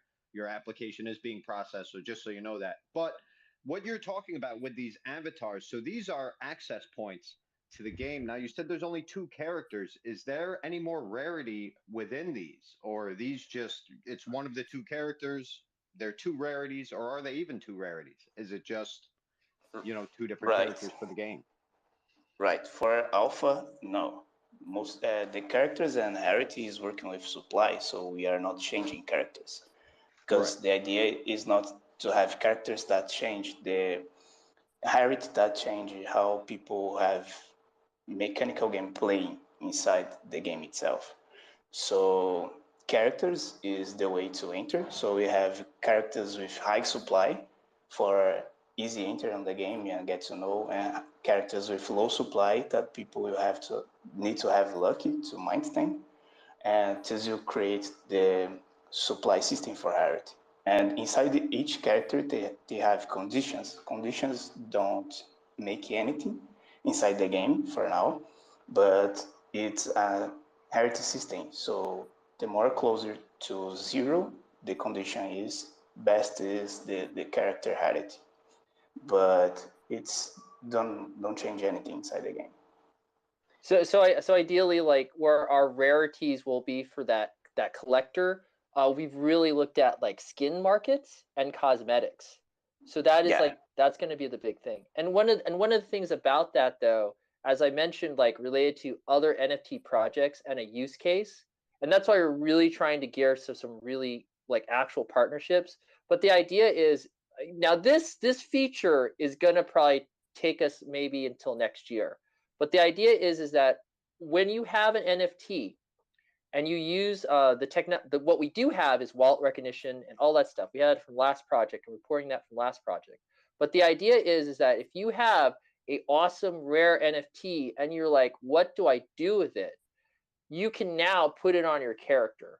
That is where we're gearing for support right now. Like as far as like the team play NFTs that we're working with Player Mint and hopefully other people that join us, we're doing these things manually until our system can recognize like unique NFTs from any project, right? Read it and potentially port that onto like the actual like players. That is the goal. That there's a lot of challenges that I have to talk about that, and our programmer is going to hunt me down and kill me. but like at base though, like with official partnerships though, those are going to be in our systems. And the other thing too is that I'm really hoping if we get more of these official partnerships that we do collaborations and have these type of like collaborate NFT skins, and then like use the wallets and stuff like that to break off percentages, royalties, and other things with partners that like jump on board with us. So the NFTs are going to create a rarity. We have our limited run of these characters. I'm right now the lead character designer, the animator, and doing all the 3D modeling stuff. And I will be making more characters as we go forward and adding more different player types like bodies, builds to the roster. So that is a plan as we keep going forward. I hope that answers the question. No, absolutely. And I honestly cannot wait to shoot Powdery in the face with a paintball. I think priceless. Yo, you could try, bro. You could definitely try. I've been gaming since freaking, really Atari. So if you want to give it a shot, bro, you're more than welcome to. That is my lane. After N64, there were too many buttons. I still have a wood-paneled Atari in the house. I still have a regular Nintendo, and I can still get to the last level with those two flutes right from the rip. So you think I don't know what I'm talking about? I will smoke your boots, Powdery. Yeah, man, I'm down. I actually have an old Woody myself, Atari. Hell yeah. E.T. was the worst Atari game ever. Jesus yeah, I'm trying to Christ. get a hold of, there's a jungle game that I really liked, Pitfall. I want to get that because that game was hard as hell. But anyways, I digress. Actually, I got something for you real quick. If you can tell me the unlimited lives code for Contra within the next 3 seconds so that I know you didn't look it up, I'll throw you those AMAs NFT right now. Oh, damn it. Oh. Up, down, down, left, right, A, B, A, B, A, B. A, B, A, B, select start. Yeah, you got it. Select start. What other game does that go to? I'm not sure. Mortal Kombat ones like A, B, Mortal Kombat. A, B. Yeah, Mortal Kombat is almost the exact same, which is dope. I just remember that ABACABB. That's the only game code I'll ever remember, probably. Nah, yeah, man, it's definitely awesome. I got me and some of the homies back here, IRL. We do like old school video game nights, and I always bring the Atari and play like Yar's Revenge and some other like crazy ones that people never played before. So it's definitely super, super cool. But yeah, hey man, that was a good question, man. That was dope. Had to give it a shot. I'm not gonna lie, you disappointed me a little bit, but I still love you, buddy. Well, I try to be quick on my toes, but I wasn't ready for that. I do know it, but Title is, man, his mind works so much faster than mine. He is like a human computer. But Eags, I know you probably got some questions, bro. Go ahead, my guy. Honestly, dang, you always put me on the spot. Yeah, I know, man. I want you to sit like on my sidecar in my motorcycle. Honestly, let's see. As Parag earlier question. Dang man, I'm kind of like brain dead right now. I don't have a question right now. You're good. But Parag, if you do, I got a question for you though. Kind of the same thing that I was talking with Punk Ass and the other guys. So what is the overall goal? What are you trying to bring to your investors in Voyage? Like, is it passive income? Because I know from what I can see that you guys are building, it just seems like something that you want, whether like something happens to you and you have to step away or whatever else. It just seems like it's a ecosystem that is going to build upon itself. Could you elaborate maybe a little bit on that? Yeah, sure. So one of the things that we had really emphasized on since the beginning is passive income. So I'll tell you how we achieve to do that. So my understanding is that you cannot generate income without bringing value, right? So what we'll do is we'll be building a kick-ass game. So once the the game gets functioning, what happens is that there'll be generally be a demand for buying the in-game resources. So let's say you own a planet inside Voyage. So what happens is that every planet has a lot of continents on it, and those continents they generate a lot of resources. So as a planet owner, you get a share of those resources, right? So those continents are there on your planet, so they pay you a tax. And then somewhere down the line, we'll be having a Voya token. So it's also there in a white paper. So what will happen is that the Voya token would be freely exchangeable with our resources. So resources have in-game utility. So let's say we have the antimatter resource. So it is the currency for energy inside the game. So let's say you want to power up your spaceship, or you want to power up your space gun before a battle. So you'll require antimatter for that. And so if you have a planet which has a lot of antimatter continents, those continent owners will be paying you a tax in antimatter. And on the marketplace, you will be able to trade all the resources. So this will be just like simulating an economy of a nation, say. So you have a lot of resources. You have the Voya token, which is the currency for exchange, and you can freely exchange the token in return for the resources. And on exchanges like Muesli Swap or other exchanges which might come up later, you would be able to exchange the Voya token for Cardano. And Cardano, if you're getting Cardano, I would say that it's passive income. So the aim would be to generate a game which is fun to play, which has a lot of users. So once you have a lot of users, once you have an ecosystem set up, you have a functioning economy within the game. And if you are an early comer to the game, so let's say you own planets or you own continents, you just sit around and generate taxes. So that would be the ultimate goal. So this would be achieved somewhere in the Q5 of our roadmap. So that would be the ultimate goal. Yeah. Oh, interesting. Yeah, man. I actually do have a question that came to me. If you don't mind. Yeah. Sure. Well, so I know like Voyage is like heavy on the development side. Like I've just know that you guys have like a super solid development team. So like, I'm very curious on like how your team is able to work like hand in hand with the artists. I don't know. Like I know that this may be a bit kind of hard question, but like I just know from my own experience, like communicating with devs and artists, it can be a bit difficult sometimes, you know. So like, how are y'all able to make things run so smooth and fluid and you know what I'm saying? I don't know if that's vague, but no, I understand what you're saying, but frankly, this is just something. This is not an issue which we have personally faced. So everything, fortunately, has been working seamless for now. But I also think it might also be because we are not at this stage of the metaverse where we are integrating the artistic aspects and the development aspects. So I would hope that a lot of challenges do not come up. But I think they might show themselves at that particular stage when the devs and the artists have to really work together. But right now, their roles have been pretty isolated, and so we have been working seamlessly, right? So I don't think there have been a lot of intersection in the type of work they would have to do. So it's been pretty smooth for now. That's awesome, man. That's really awesome. Thank you so much, man.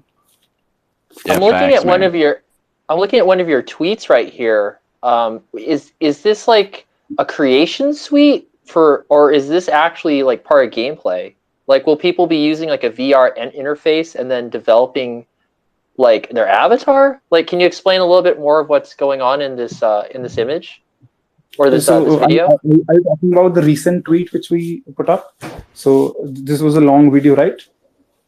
May 13th. It's like a VR headset, and I see like there's a VR tool, and he's making a person. Yeah. Okay. Fine. Got it. Right. So this is just like a BTS of the development process. So this is so you might see a humanoid kind of thing also inside that. So this is just the artist working and giving us a time lapse of what it would look like. So this is actually inside the Unreal Engine. So we were making the environment inside the Unreal Engine. We'll also be giving everyone a small executable file. So somewhere in June, you will be able to walk around and get a brief glimpse of what the metaverse would look like.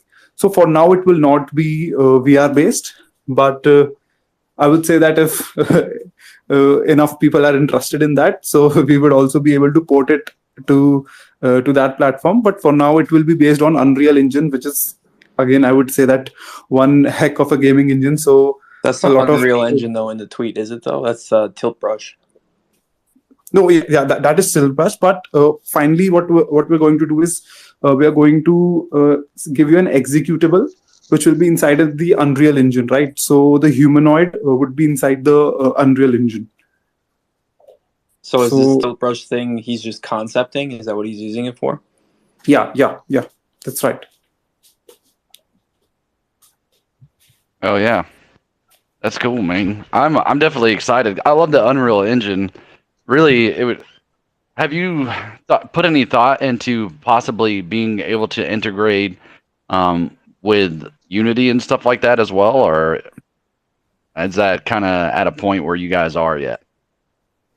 I would say we don't have plans for that currently. So we're not really looking to integrate two engines. But so for now, like I said, we're focusing more on the 8-week roadmap because we believe that is more pivotal to giving our holders utility. But in the long term, we'll have to recalibrate our strategy, just like Stash said as well, that this is a very dynamic thing. So we might have to change a few technologies, look for some other tools also. But for now, we're not looking for that. Yeah. Yeah, the reason why I ask is because, like, I know, like, Cartastacks and possibly some future projects, they will be able to be put in different metaverses or things of that nature.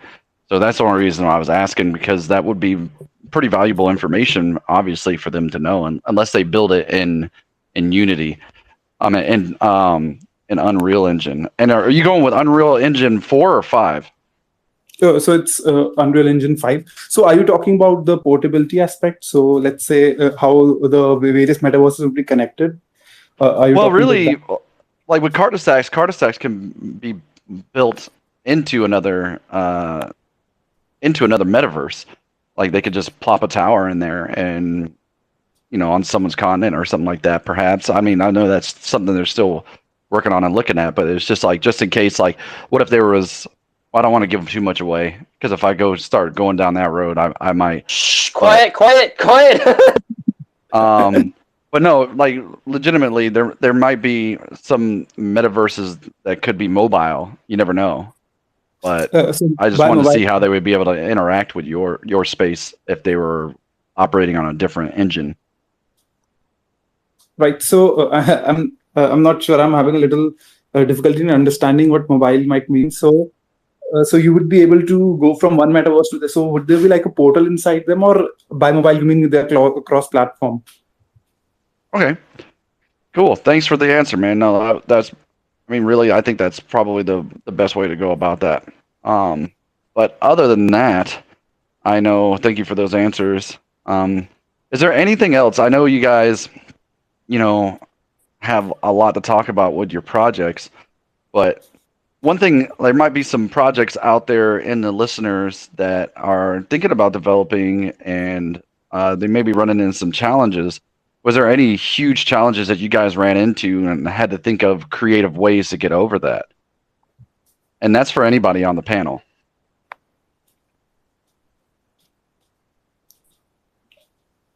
Well, I guess we'll.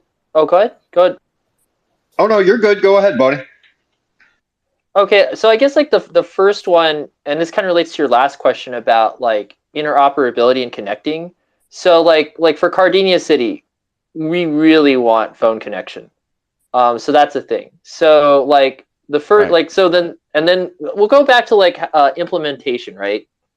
For Cardinia City, because it's 2D, we can easily put that on a browser.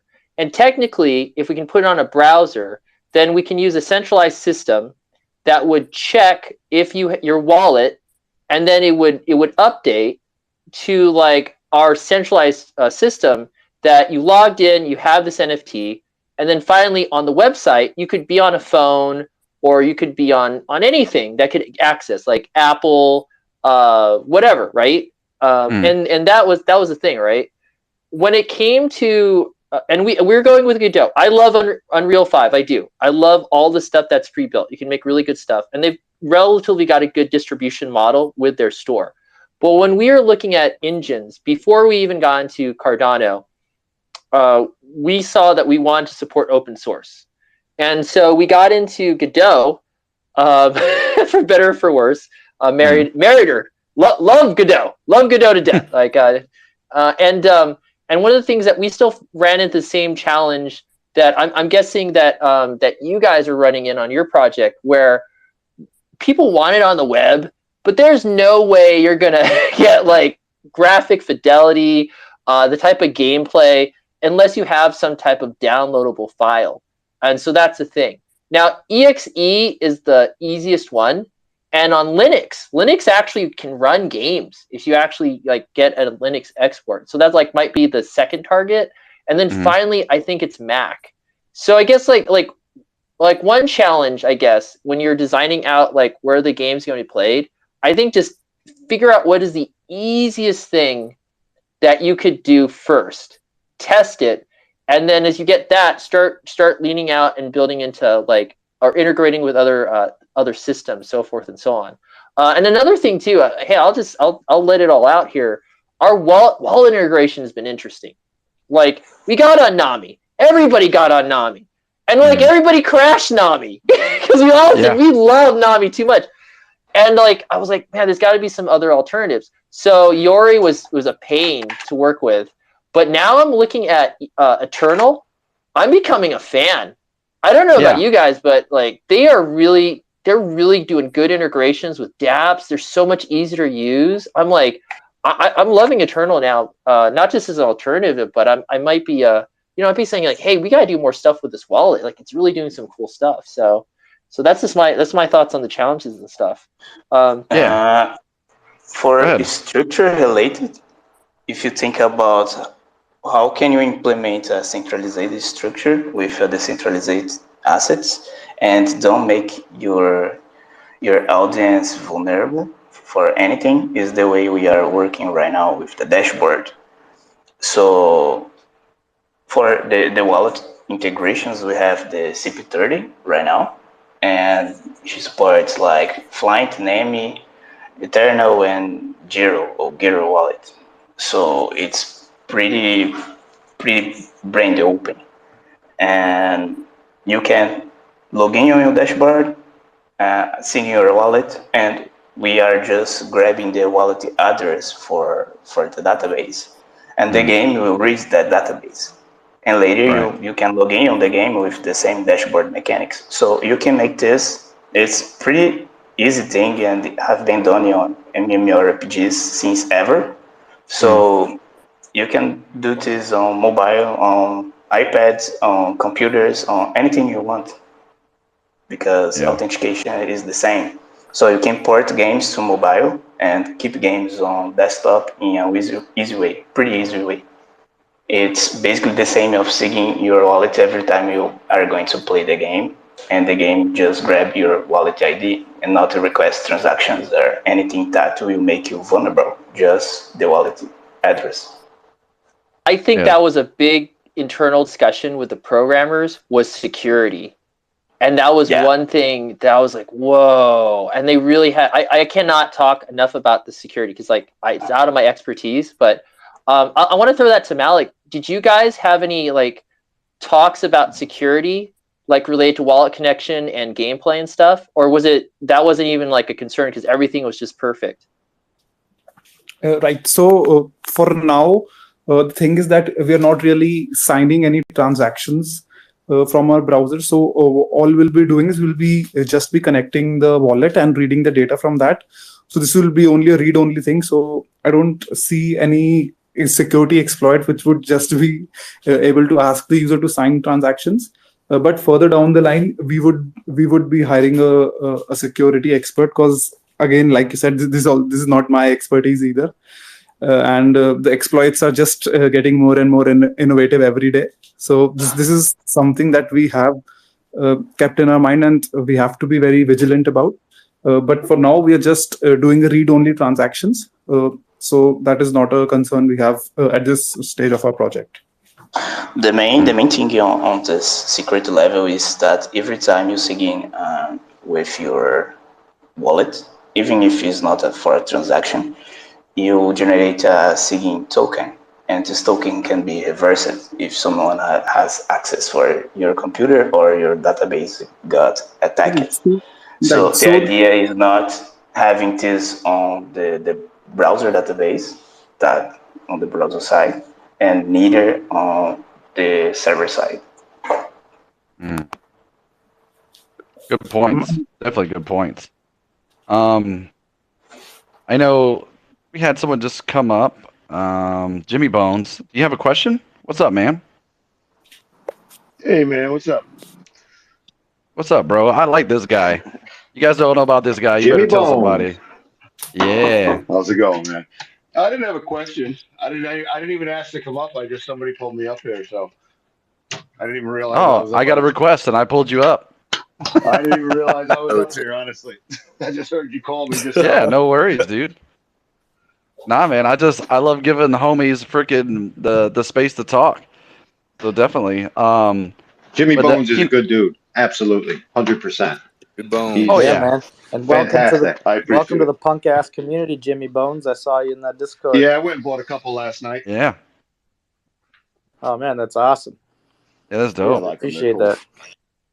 I like everything I've been hearing. So yeah, man, they're dope. I love the punk ass community. And speaking of the punk ass community, how do you guys, or what steps have you taken to prevent community toxicity?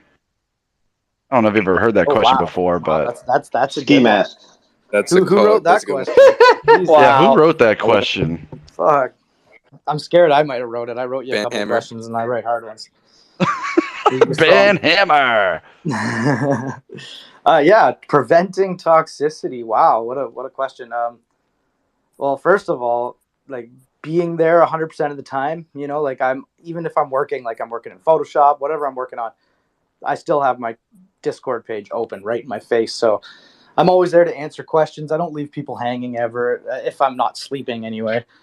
On top of that, just the way that we've structured the tokenomics, I think, has been very favorable for people who got in when we were minting season 1, and even for season 2 people. Like for instance, the floor price is above mint right now. So far, a lot of people who have supported us have done fairly well, if you want to look at it on that side. So there's really no reason to be upset.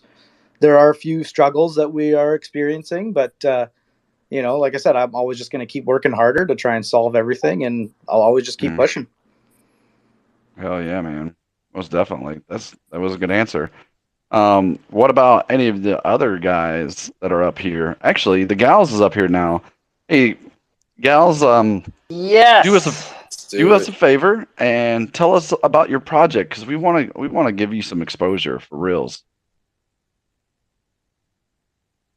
Bum bum bum bum bum bum bum. All right. Well, yeah, we'll come back to it. Awesome. Hey, man, I'm trying. I'm trying. That's all you can do, bud. That's all you can do.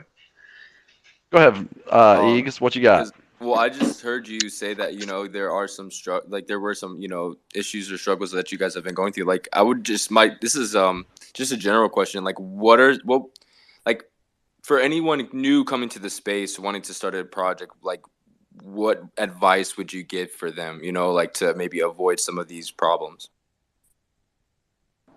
Whew. I mean, for like Are new we grilling you? Shit. I mean, this could be anything, but I guess it's just all like good. I first, love maybe these you tough could, maybe questions. first you could hit up. Oh, go ahead. Oh, sorry. Were you asking me or? Yeah. I was Yeah. asking Punkcast. Yeah. Oh yeah. So like for like new projects coming in, I mean, I would just say make sure that you're prepared. And always put your community first. Struggles that we have are, there's specific reasons for them, and we've identified those reasons, and we have plans in place to, mitigate the severity of any obstacles that they're causing for us. So again, I think it's just being well prepared, being willing to, uh, you know, take a step back and, like people say, pivot if you have to. I mean, not necessarily that's what we're doing, but in our case, we're continuing to build out what we build out, like what was in our heads at the beginning. So regardless of the struggles, I'd say my best advice is just to keep going. Like I've said this so many times in the past few days, I feel like I'm repeating myself, but like honestly, Louis was actually saying this too. Just keep on working hard, man, because that's what's gonna really help you survive and help you get through any struggles that you might encounter. Speaking of Louis, I want to definitely get him back in here because he may or may not have some juicy to drop on us today. Oh yeah, no, I sent him a text. He's a few hours behind me, so I think he's probably just getting up over there. But yeah, no worries. Actually, if you guys want to hear about what's going on over there, I can always tell you. But I would love to touch on that last question if I could. Yeah, you can always touch on anything you want. Hey, whoa, Heyo. But the most important thing, at least in my mind, right, when building a project, is you have to make sure that you have a way for it to stand on its own 2 feet. Okay, it has to be sustainable for long time success. All right, anybody can put out a piece of artwork that is the flavor of the week, and it if you're lucky and you do it at the right time, it goes to the moon. But what happens after that? What happens when the money from Mint runs out? What happens if you don't have a ton of volume? If you have a lot of whales in your community that are holding those assets and you're not getting a ton of royalties on the secondary market, right? So it's really important to make sure that these projects are run like true businesses, okay? And that they can stand on their own 2 feet. Because as long as your project is making liquidity on its own, standing alone, so you don't have to worry about operating costs and whatever else is coming up down the line, I think that's, key. And you're seeing a lot more projects go in that direction. They're becoming LLCs, right? They're doing everything the right way, because that's another thing with regulation coming down. It's already started, but I guarantee you, at least here in the States, they are not done. Right. Yeah. So it's important, very important for the long-term sustainability of a project to be prepared for that. Right. That actually brings up a really good question for me. You were speaking about whales and how they control things. I wonder how people control whales that are manipulating their market. What you mean on like secondary markets with NFTs? Yeah, on secondaries. Yeah, on secondaries, because there might be some whales that allow the price to drop. They scoop them all up and then they post them for more or whatever else, and they just kind of like keep cycling it and keeping the the floor really low, and they're just scooping up everything. Right, but at the end of the day, if you build a business model that generates money on its own, volume doesn't matter at that point. All volume tells you is how many flippers are out there on that particular day.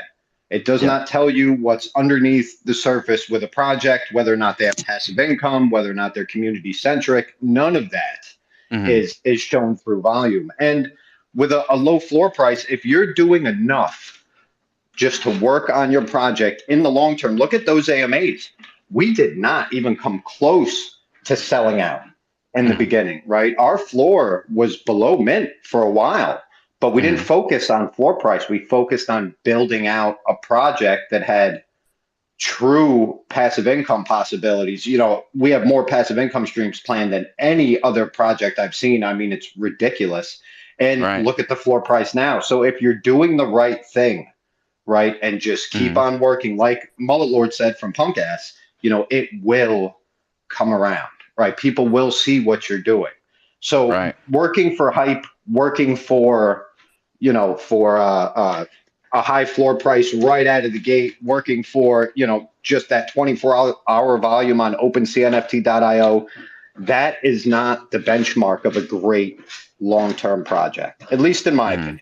And to speak to that, how you say, like, stand on its own legs, like, this is where we start getting into the whole ecosystem thing. Like, are these developers building, you know, more than just one prong to their to what they're putting together? Like, is there things working together to help each other out? And like what you guys are doing with those AMAs is, you know, you're making multiple like streams of like you said, of passive income, and all these things work towards funneling an ecosystem and like making a true ecosystem where things benefit each other.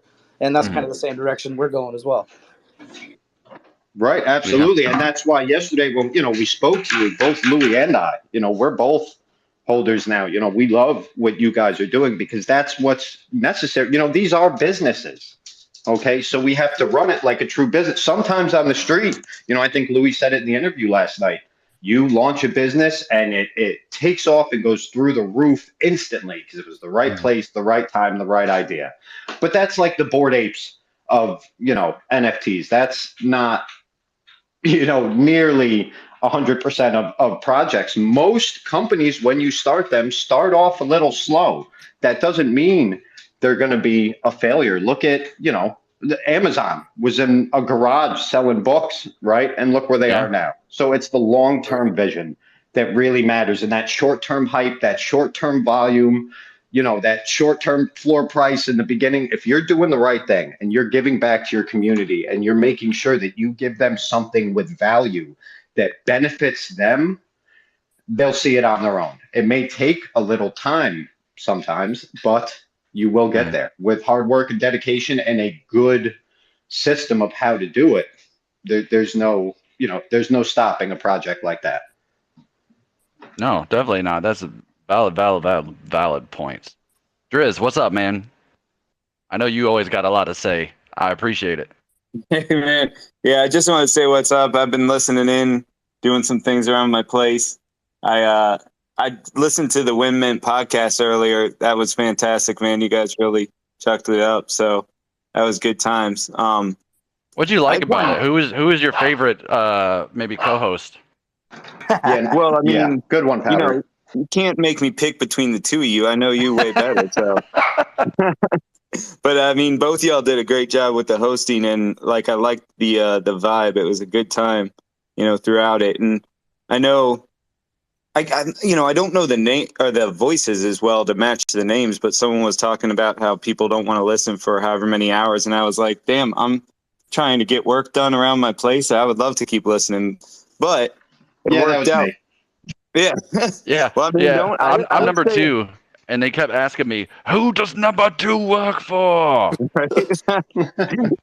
I would say, like, if the vibe is good and like there's a lot of conversation, don't limit it because you know, there's some great stuff that was coming out Well, that's there. actually we started off and we were pretty much done after 45 minutes. Then Louis showed up and we just kept going and going. So we just did let it vibe.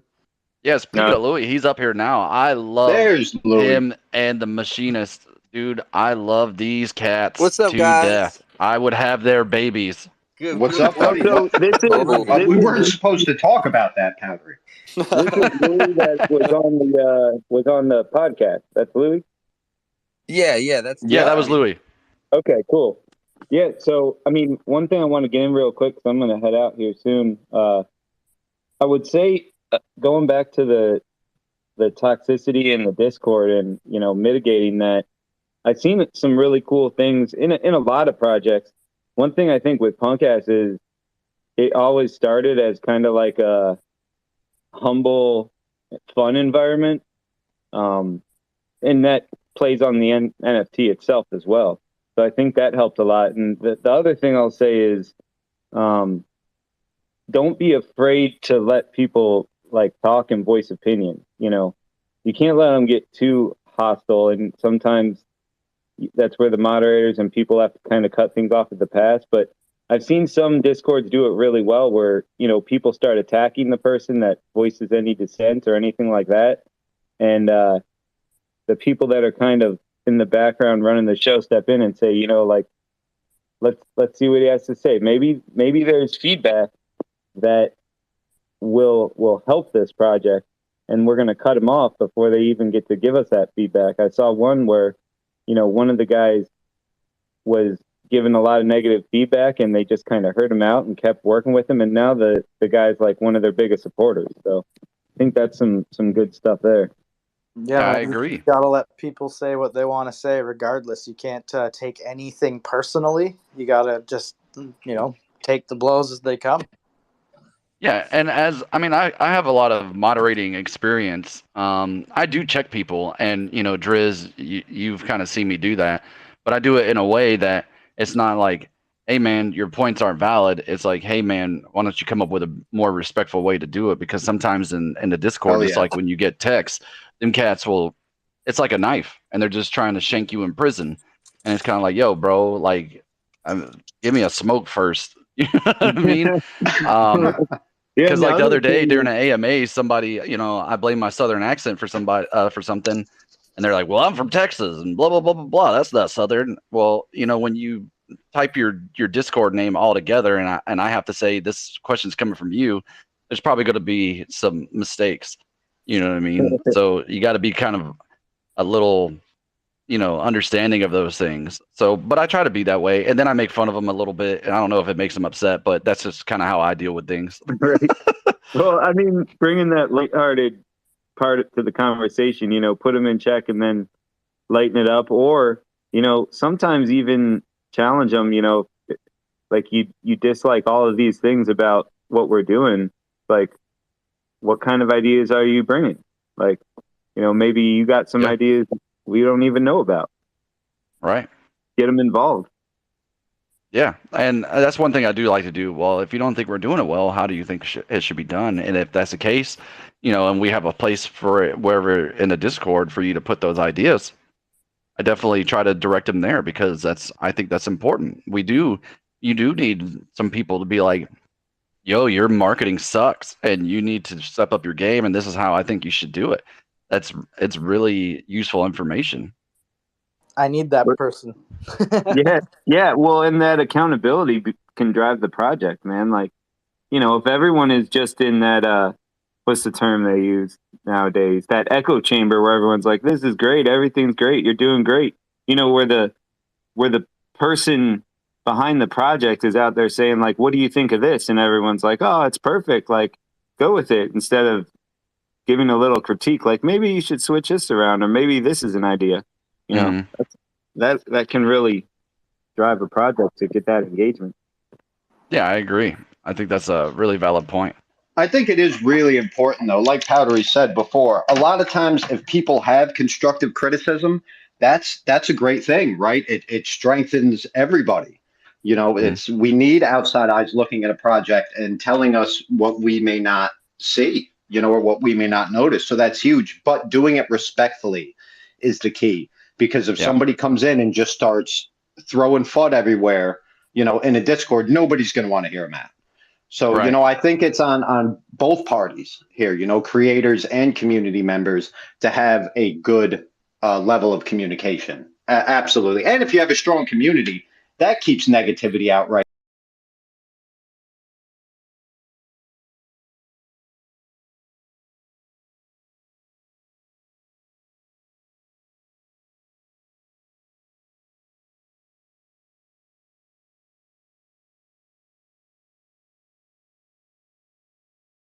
That peer pressure can, you know, drive people to be reasonable. I've worked in like retail management for nearly 15 years now, and it's funny, like I've dealt with so many people that are losing their shit and they're screaming and yelling, and I have this, like when I'm in that situation, I have this very cool, calm demeanor.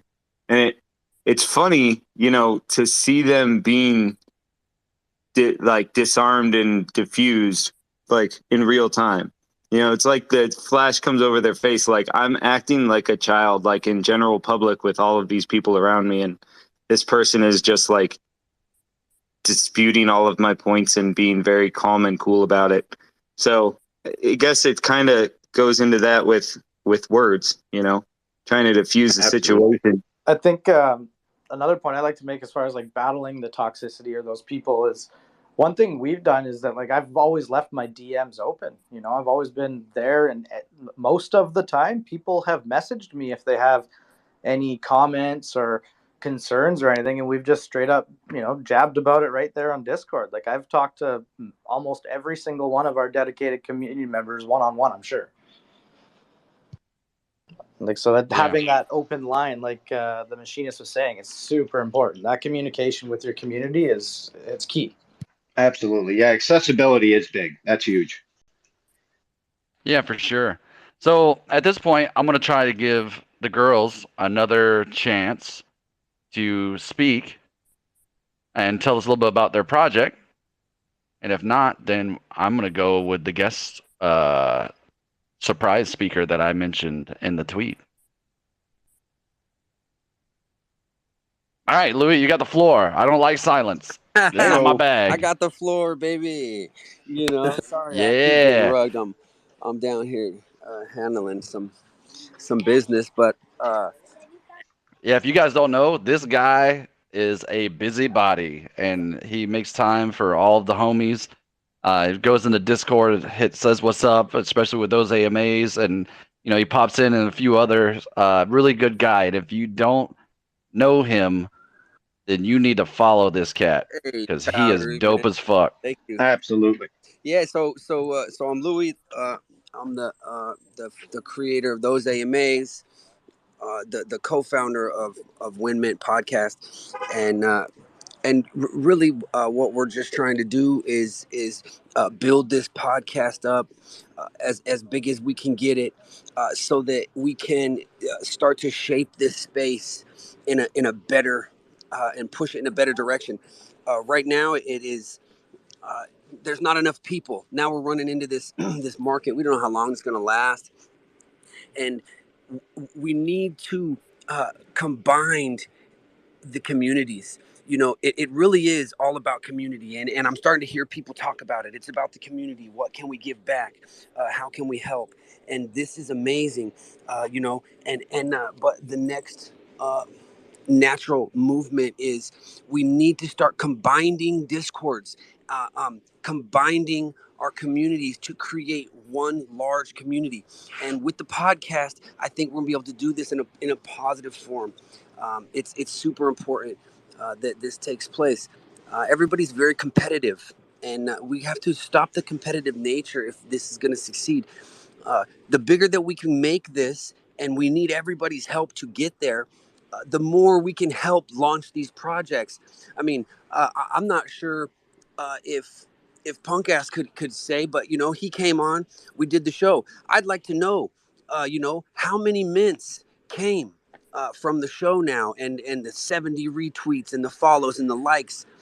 You know, it's a fact. It pushes and it helps projects, and the bigger that we get, the more we're going to be able to help, the more we're going to be able to launch these projects and push the communities into them so they can sell out, so they can get that money, that seed money, so they can continue on with their plans. Otherwise, you're going to get all these damn projects that sell half out, and then they got halfway through their plans. So it's very important that we move through this and we help everybody. How many people can we help along the way? That's the question. WinMintPodcast.com. That's what we're trying to do here, and you know, and so that's what we're all about.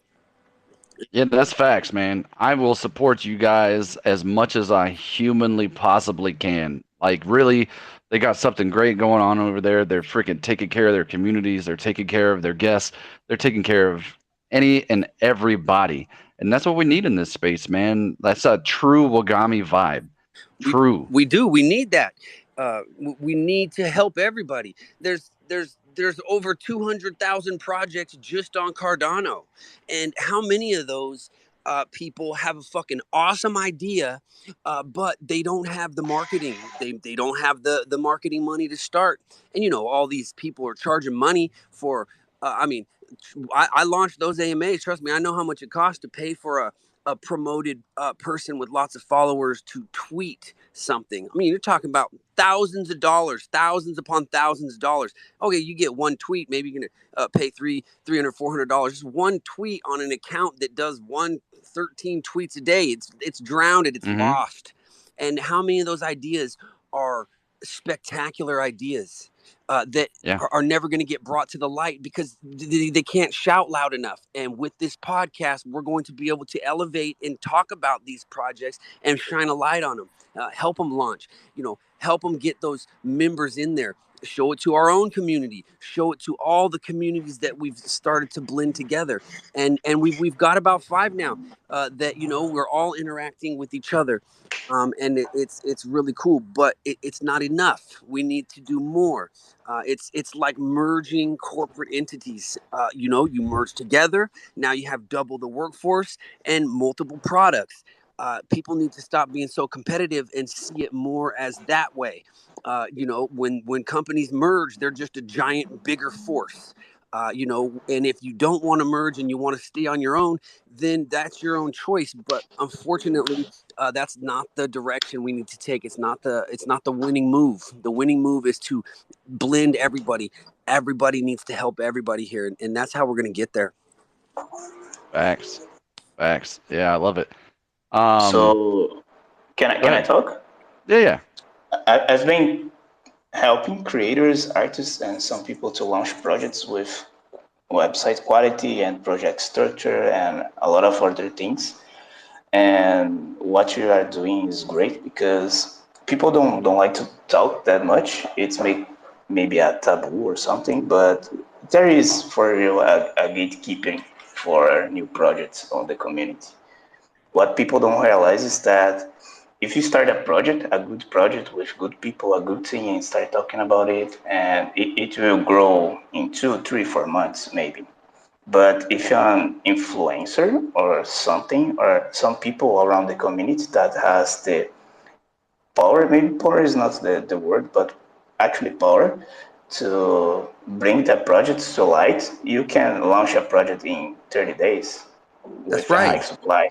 That's right, because without the community, we are nothing but people talking about a dream that we have. The community. The other thing, the awful, in my opinion, as helping other creators and as a creator, is that people don't are very open to hear about your project. Other creators mostly don't are open to create collaborations and help you because they are big already. They don't need your community. But since you need their communities, most of them is not open for you because they have that kind of mentality that you're talking about. People think they are superiors or anything like that and have their positions on the marketing, but most of this is sandcastles, because if you are alone and if you are rejecting people to create with you, in time you will be the one that will left behind. That's right, 100%. And on top of that, the best form of marketing out there is helping other people. It's a positive energy, and everything comes back full circle. And the thing that you said, some creators don't want to talk. I agree. And that's because competitive nature is built into our DNA. We're all competitive animals. We don't want to help other people, but you have to recognize that, and you have to drop that. You got to let your shield down and let other people in here. This is not, and it's totally different right now. I run multiple businesses out here in the real world, and you can bet I'm not going down the street to my competitor and helping him out. I'm doing everything I can to be better than him, right? And so, but in this space, it's different. We need everyone to survive. Otherwise, the whole shit's gonna crash. I mean, even across chain platforms, Ethereum and Cardano, these people are fighting. They're fighting with one another. Can you guys imagine if something happened to Ethereum today, just like it happened to Luna? The whole goddamn market's going to crash. A fucking $200 billion company goes to zero. We can't have that. So Ethereum needs to survive. Cardano needs to survive. I mean, if any more of these things dump like that, man, we're all in trouble. And so we all need to blend together and help because we're early and you know, we all need to make it. Yeah, thanks for that, Louis, man.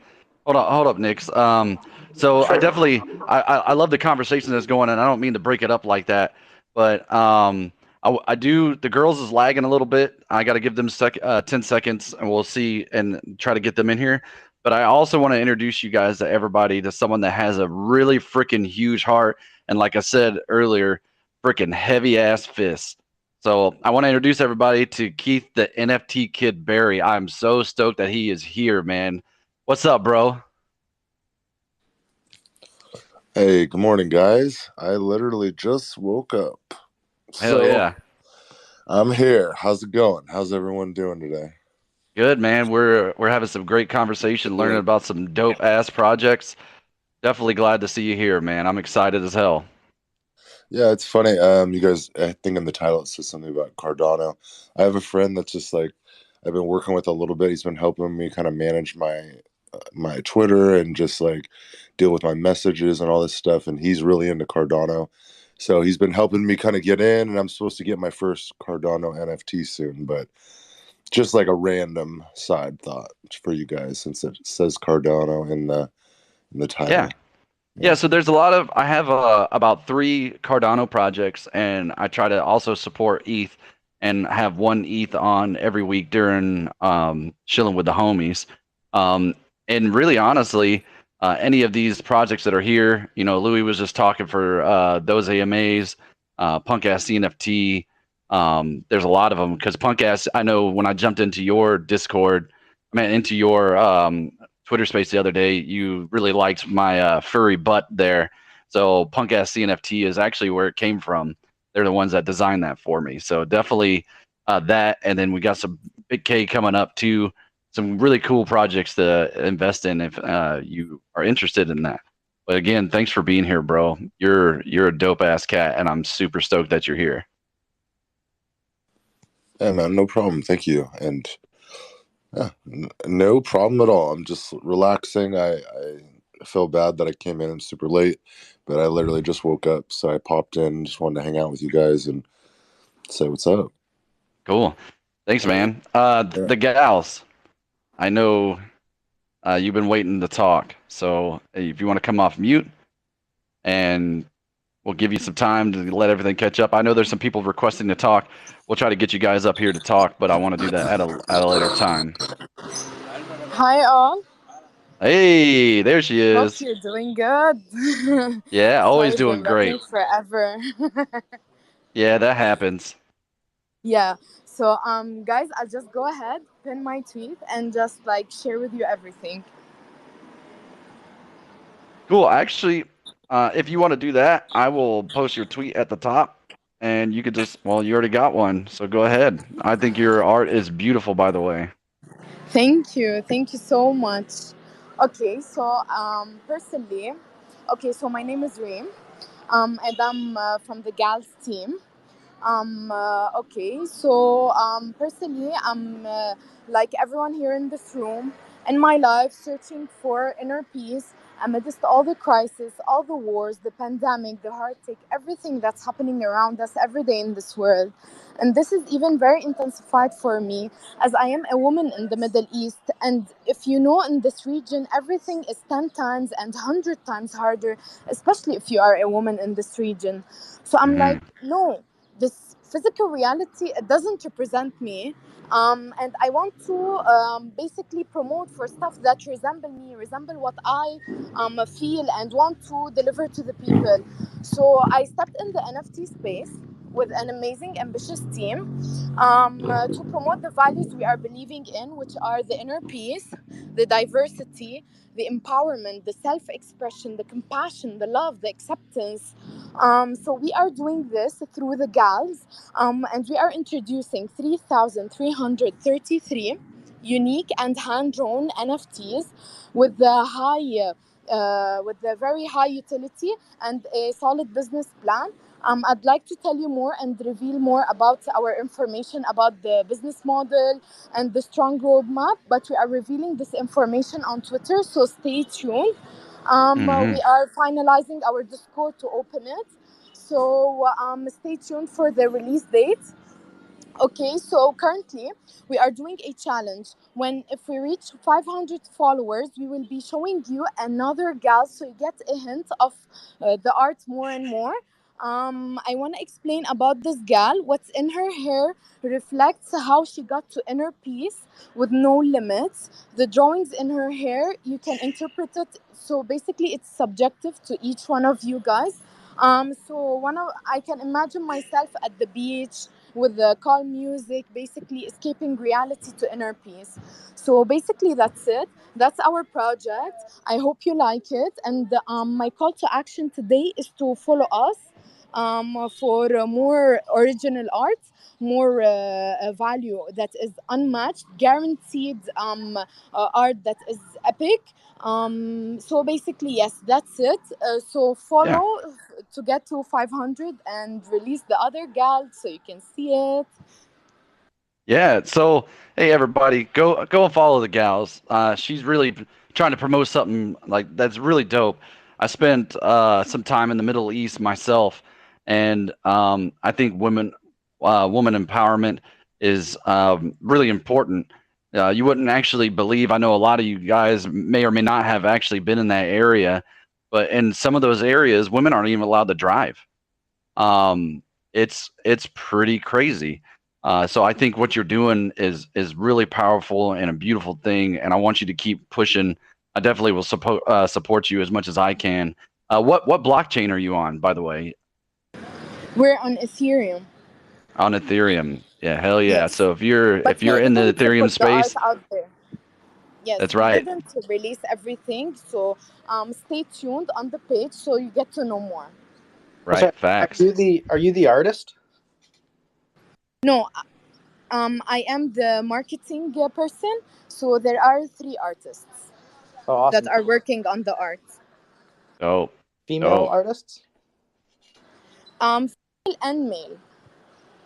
Okay, cool. Because we are a group of people who believe in the same messages and the same empowering messages, and basically the message we want to deliver to everyone, the values we want to promote, all of us, we believe in the same messages. That's why we collaborated in order, basically we combined all the talents to deliver this amazing project.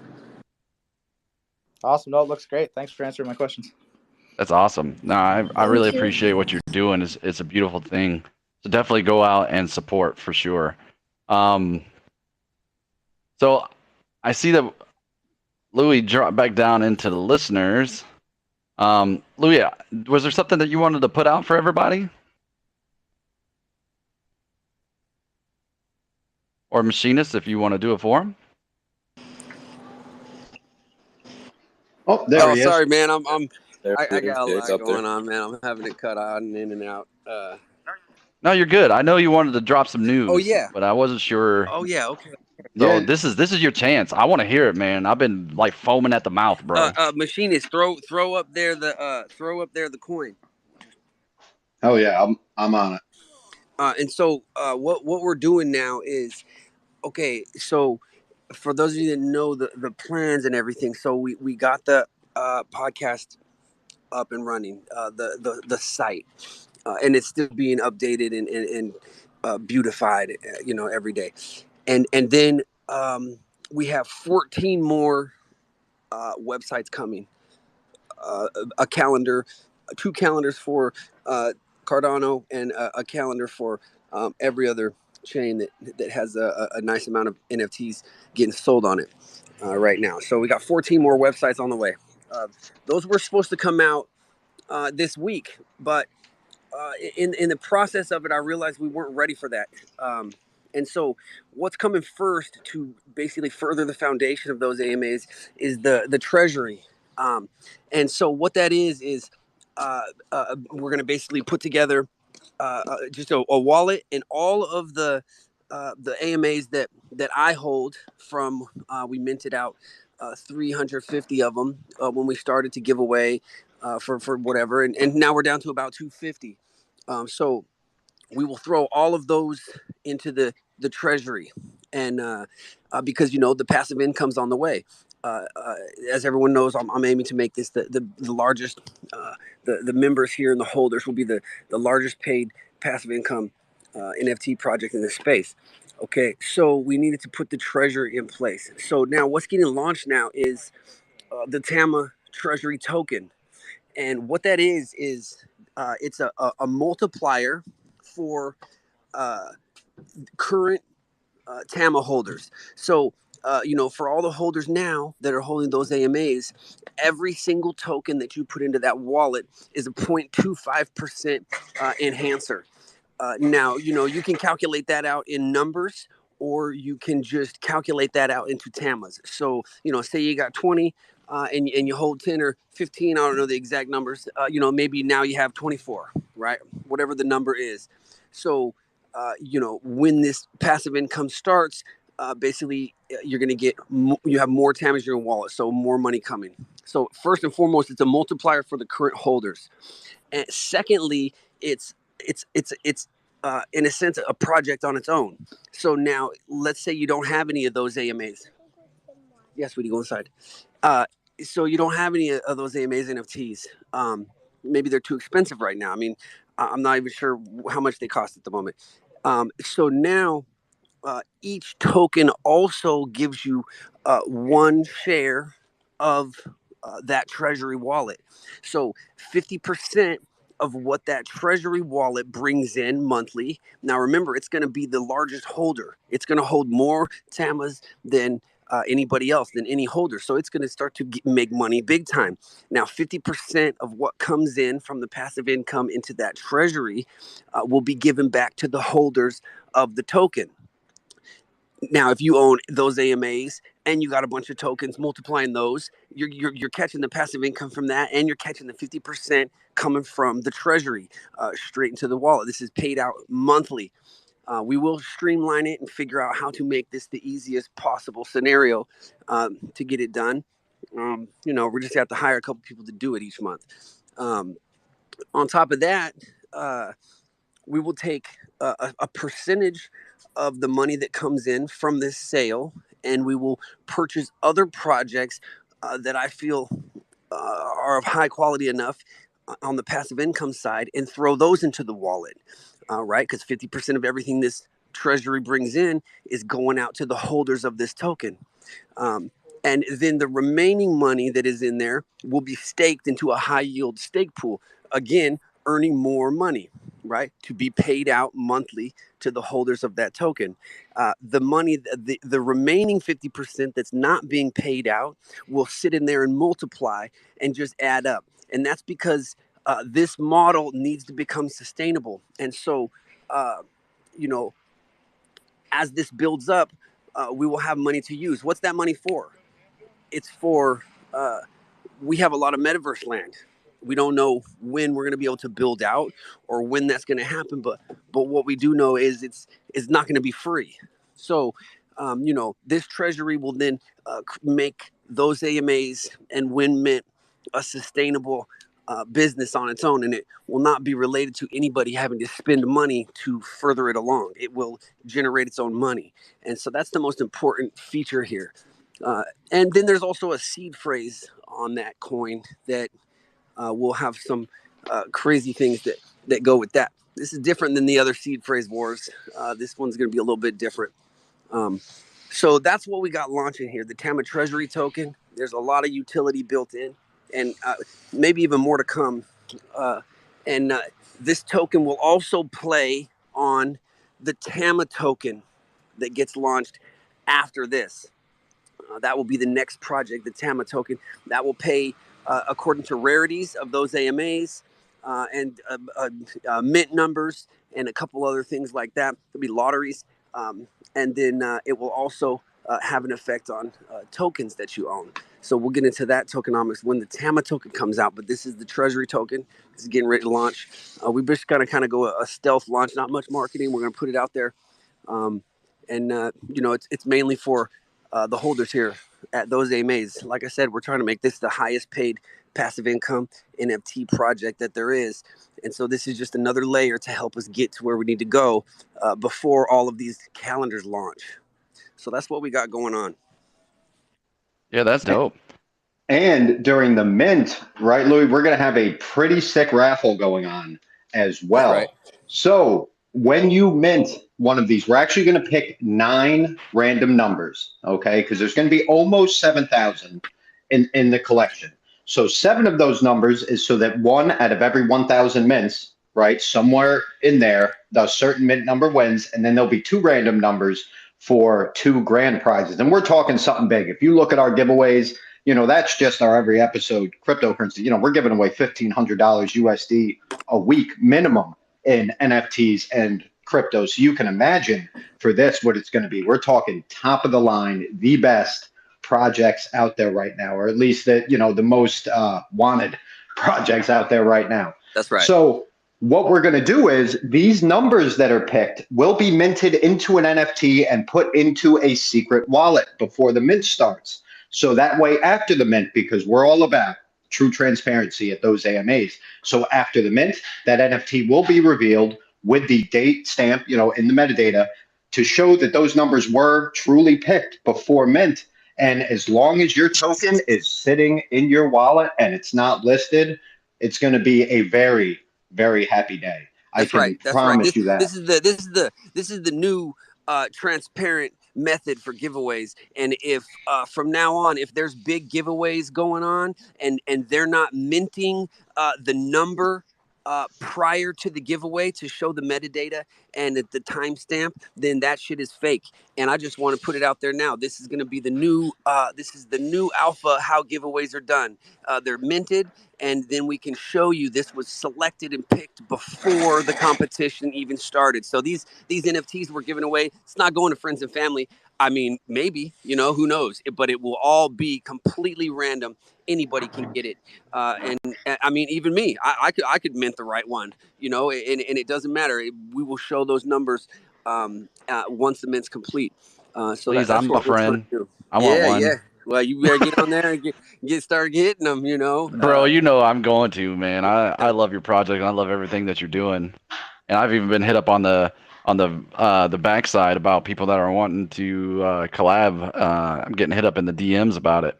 Yeah, so man. Hell yeah. they We're all love about what you that. guys got going on, man. Freaking, you guys are dope as hell. It's coming quick, and then right after the treasury, like I said, we have the Tama token that will come out, and I'll just run real quick. Then we got the next project coming that will be purchased and used the Tama token, and then we have a marketplace going on. That is going to get spun up, even being worked on a little bit now, and so that's the next evolution of where we're going and what we're trying to do here at Women Podcast and those AMAs. It's a slow process. It's not built overnight. And if it's not fast enough, I'm sorry, then you can find another project. But what I'm building is something that is going to be here to stay, and that's not going to be tied to the market. Once we get this all built out, this is going to have real life business injected into it, as well as these internet businesses. And these calendars are coming quick too. 15 calendars are coming out. We're going to brand those across the whole site, and the larger we get, the more that we're going to be able to help. And so that's what we're trying to do here. Absolutely. Yeah, and that's a good point. Hold up real quick, Machinist. I know you got a good point. I don't want me to step on you real quick, but go for it. That's a dope point, man. The more we work together, the stronger we get. It's like a fabric that we weave. More threads, more strength, more everything. And I really love that. And I like what you're building, because it's like not just one piece of the puzzle is going to be, holding all the weight. It's actually, there's a very large picture that's all feeding each other, that's creating almost like this recyclable, reuse, refund, redo everything. And I love that, because that's a really, really, really strong way to look at it. And I love it. And real quick, just housekeeping thing. I see I got like 13 people requesting to speak. I will try to get to you guys. I will open up the floor now. 14 people. I'll try to open up the floor towards the end. Let everybody have a couple of minutes to try to get some shilling in. I think that's what everybody's looking for. I'll try to get you up here so you guys could talk about your projects. I'll give you a couple minutes each. And if you aren't a guest and you want to dive more into your project, hit me up. Join the Discord. It's pinned at the top. Let us know. There's some places for you to let us know about your project, and then we'll get you up here for next Saturday for sure, so we can deep dive. I don't want to cheapen your project by only giving you a couple minutes. I want to give you the time that your project deserves, because that's what this platform is for. So just be patient with me, and we'll get to that as soon as we can. Go ahead, Machinist. Oh, thank you, my friend. No, I was just going to say, obviously we said the bigger we get, the better it is for the space, right? Because we can reach out, we can touch more projects, we can help more projects get out there. But also it's important to remember for all of you, those AMAs investors, the bigger that we get, because 20% of all of these calendars and 100% of the profits from one, whichever one's doing the best, goes to the holders. And that in turn will also go to the Tama Treasury wallet. And that in turn will pay you even more if you're a holder of this token. So this is all being built out. Louis did say it takes time. And if you're not willing to wait, then, have fun buying scratch off lotto tickets, in your favorite secondary marketplace. This is something that needs to be built out the right way to make sure that it succeeds. And that's why it takes some time, but we're getting there. We've made huge moves in the past couple weeks alone. And real soon, those AMA's Genesis collections are going to be damn near unattainable. Once these passive income streams start flowing, it's over. And it's important that, like we said earlier, that a project has feet of its own, right? And the Tama Treasury token does that. It will be generating its own income that can be put back into the project to further it beyond mint money, beyond, royalties, beyond all that. It needs to have its own source of income.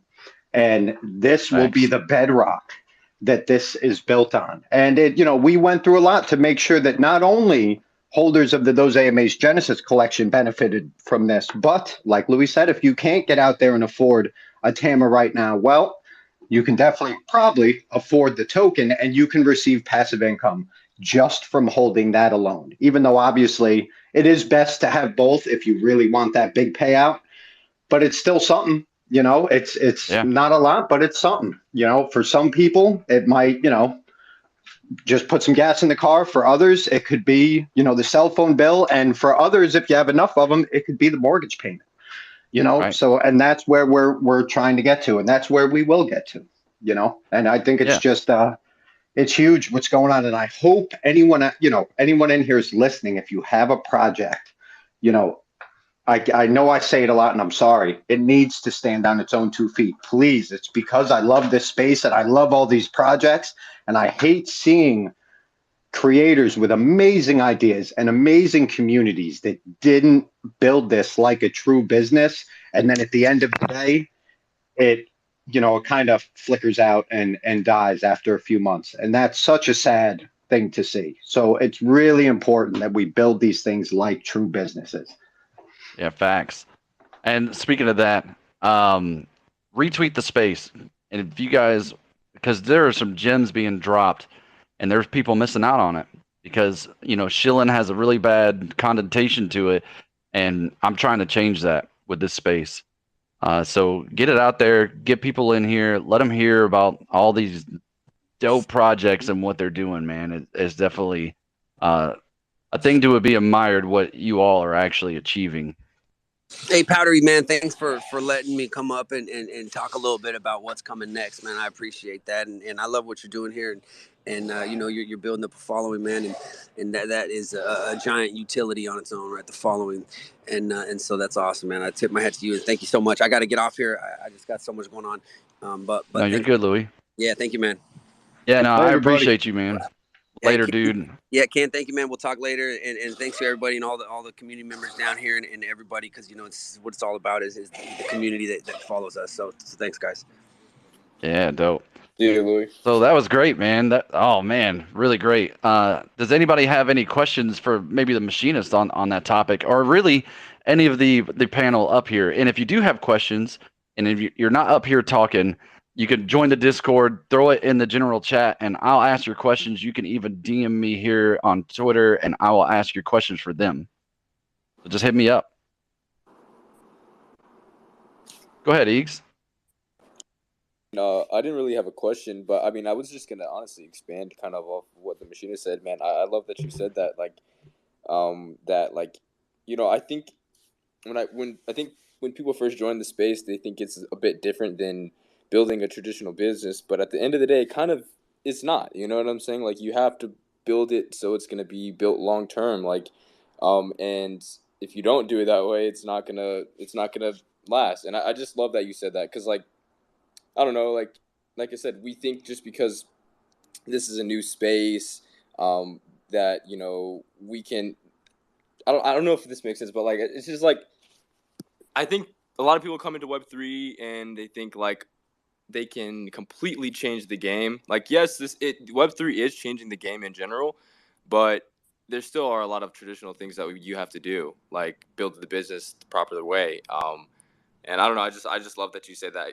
To be honest, it's got me thinking myself, because I'm building a project myself, so it's got me thinking about long term in general too. Hell yeah, man. No, that's awesome. And it's true because, and I know I say it in almost every damn episode, and I'm saying it now a bunch of times, and I apologize for that. But, regulation has come, and it's still coming, at least in the States. And if projects aren't prepared for this, right, when you have your mint, if you're not a real LLC, if you don't have an EIN, if you're not reporting stuff and putting money aside to take care of when Uncle Sam comes knocking, then what happens? And it's not only to protect project founders, it's to protect the community as well, because we need to make sure that if, let's say with those AMAs, this isn't happening, but if we weren't prepared, we spent up a whole bunch of money on hype and all these other things and didn't put anything away for taxes and didn't do this the right way. Well, what happens when the government comes for the money and comes knocking at the door and we don't have it? There goes the project, right? And what happens to the community?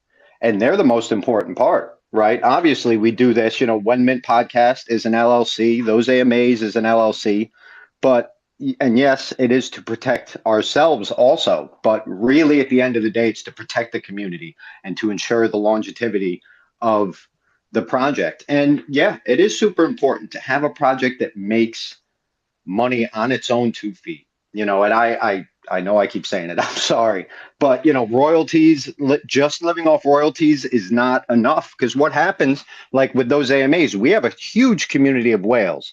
All right, you can look at the wallet holder analysis on opencnft.io, because people see what we're doing, they believe in it, and they're in this for the long run, right? They're not trying to buy something and flip it in a week, right? Warren Buffett said, and I think it's the same in the NFT space, if you're not willing to hold something for 10 years, don't hold it for 10 minutes. And our community knows what's going on and they hold these. So we don't have huge volume every single day on OpenCNFT or on any other platform that reports that. So if we were just living off royalties, what would that do for us? And I think it's great to have diamond hands throughout the entire community and to have a community that believes in you. But if you're counting on those royalties, then you're shooting yourself in the foot. You build a good enough project where nobody wants to flip them, then what happens? The money dries up. So there needs to be that other money injected in there somewhere. And it's not easy to figure out. Me and Louis sat there scratching our heads for a few days and went through a lot of iterations to try to make sure that not only did this benefit current holders of those AMAs, but it also benefited people that didn't have those AMAs if they decided to mint a token, and it could stand on its own 2 feet. It's not an easy thing to do, right? But it can be done. And I know, at least with us, like, we'd be thrilled if anybody else used our idea. We're not, this thing isn't copyrighted. I think that treasury idea is an awesome idea. And we'd be thrilled if we could help the NFT community just by showing how it works, and then people start implementing it on their own. We are all about helping every other project out there. We do not have walls around the Discord. and hopefully we can make a change. That's what this is all about. That's what Powdery's trying to do with Shillin. That's what we try to do with When Meant by Those AMAs. It's all about holding each other up. And that's why we don't charge even to put on shows. That's why Powdery doesn't charge. It shouldn't matter how much damn money you have in your pocket. It should matter how good your project is and how well thought out your project is and how doxed and transparent and community centric your team is. That's what's important in this space. Not if you can pay me $500 to be on a streaming platform. That's ridiculous. And I know there's YouTubers and content creators out there that do that. And that's fine, and to each their own. That's just not the kind of time that I'm on. Or Powdery, if I could speak for you too, bud. We're more about just, if you got a good project, that's enough. That's our payment, is seeing good, strong projects take off in this space and make it what it can be. Because the Cardano NFT space is going to blow. And when it does, if all these strong projects are banded together as the space grows, they all grow together. And we can shape this space into what we know it can be and what it will be. Because I know I'm not going to fucking quit. Oh, pardon me. I will not freaking quit until there's no more rugs in this fucking scene, until everyone out there that has a great idea can be heard. I mean, that's what this is all about at the end of the day. And I don't know how I got on that tangent, and I apologize, but I was mopping floors and just rambling about NFTs, and I fucking love chilling with the homies. What's up, buddy? I'm sorry. Yeah, man. No, I mean, you bring up some valid points. It's definitely, I want to give a platform for people to speak and get their projects out there. I'm very, very, very passionate about that. Because like I've told you guys all the time, I'm just a dude, and I just want to, learn about people. I want to give them a space where they can talk and they feel like they're at home. It's definitely my goal. But I want to give all the guests up here in the panel a few minutes to speak for closing remarks, and then once we do that, I might open what I'm going to now announce as the gauntlet, and just give whatever projects I can a few minutes to speak. You got a couple minutes to tell me about yourself and get your information out there, and then we'll go from there. And if you want more time, please, please, please, I know I keep doing this, but we have the Shillin with the Homies Discord. Go in there. If you're a creator, let us know. We'll change your role. And then you can go into the prospective guest area in the community research and tell us about your project. And then we'll do some research and we'll have you come up as a guest. Note, like the Machinist says, I don't take any kind of cash or payment for this. This is for you guys. If you do want to hit me up with something, hey man, I'm definitely all about that, and I will floss it and I will retweet it and I will talk about the gift that you did send, but that is not a requirement. Not at all. The only thing I ask is that you retweet and join the Discord. Does Keith want to talk more about any of his projects though? I know he came in later, but I don't know if we gave him enough time to talk about stuff. Yeah, I would also love to hear like what got you into NFTs. Yeah, for sure. Yeah, so I don't really have any projects they're not mine that I've created, but the projects that are on my profile, like I have two guys that are cybersecurity guys that look through projects for me, and we do our due diligence and look through everything. So those are the projects that are on my profile, but there are no projects that I've been there with since creation. These projects are probably a couple months old. I know some of the founders of the MetaFans previously. So I don't know. I've just done all my research. I've looked in these projects for a couple months, and I'm putting my name out there with them. That's my whole thing, and I'm not doing any other any other bullshit with promotions or anything like that. I'm just sticking with a couple projects that I'm confident in, and then that's pretty much it. If you guys have any questions about the projects on my profile, it's all good. Let me know. But I'm not over here to shill anything. I'm just here to chill. And if you guys have any, I don't know, questions about anything else, what got me into NFTs, I was into Doge hardcore, and I made some good money off that. And then this was about a year and a half ago, and everyone was talking about NFTs then. And that was like when the whole Bored Ape thing was happening. And just that's when everything was kind of really popping off with NFTs and kind of really starting. So yeah, I just got heavily involved. I've been an MMA fighter my whole life, so I kind of was starting to do this as like a side hobby and buying NFTs and learning the space. And then yeah, then I just got even more hardcore involved. So yeah. Yeah, that's dope, man. And like, so like when you go out, like I know you're an MMA fighter, so when you get out, when you go out, they're like, you know, Keith the NFT Kid Berry, like for real, that's freaking dope, man. That brings a lot of light to the space. Yeah, that is awesome. Hell yeah. Yeah, my next fight, I'm literally, when they ask me, you know, hopefully I win. I've obviously, if I lose, I'm not going to say shit. But if I win, when I win, I'm going to be like, yeah, like, they're like, yeah, what did you do to train for this fight? Blah, blah, blah. I'm like, literally, guys, I just traded NFTs all day. I accumulated, I sold a couple, I accumulated more. I was on Twitter Spaces a lot. I drank some water. I went back to NFTs, and that's it. I'm literally good. That's all I'm going to say. And I'm going to just be like, they're like, wait, are you serious? And I'm just going to ignore the next following questions and then leave it at that. So that's my plan. Yeah, that's fire, man. When is your next fight, by the way? Because I want to watch that, bro. I know. I'm getting a lot of Same, people more interested in my whole MMA fighting now. So yeah, I don't know. I'll probably fight maybe at the end of summer. What I'm really trying to do is just get in really sick shape and help some of my friends that are in the UFC train for their fights.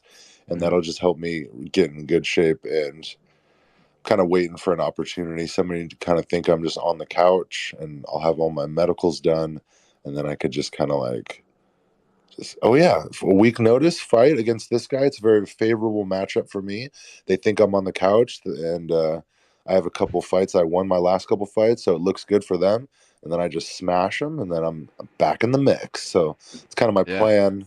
COVID, I had all these fights coming up before COVID, and then obviously they fucked everything up. And then, you know, anyone that wasn't in the UFC high up, they weren't getting any fights. So it was just like a lot of fighters went through a time. A lot of people retired and probably won't ever fight again just because of everything that's happened. And you know, it's tough not to fight for 2 years, especially when you're like a poor fighter, grinding, training, and you get paid dog shit. Even if even some of the guys that are even mid-level fighters in the UFC, you're really getting paid dog shit, and you have to hustle and find your sponsors. You have to pay all your trainers, your gym dues, medical expenses. I mean, it's a sacrifice your whole life, but it's great because usually people like me, they just love to do it and love to fight. So it's not a big deal, and it's like you're sacrificing your life, but it's that life. You chose that life, so it is what it is. So I was gonna say, do you know any other MMA fighters that have done well with NFTs and they're just not willing to fight anymore?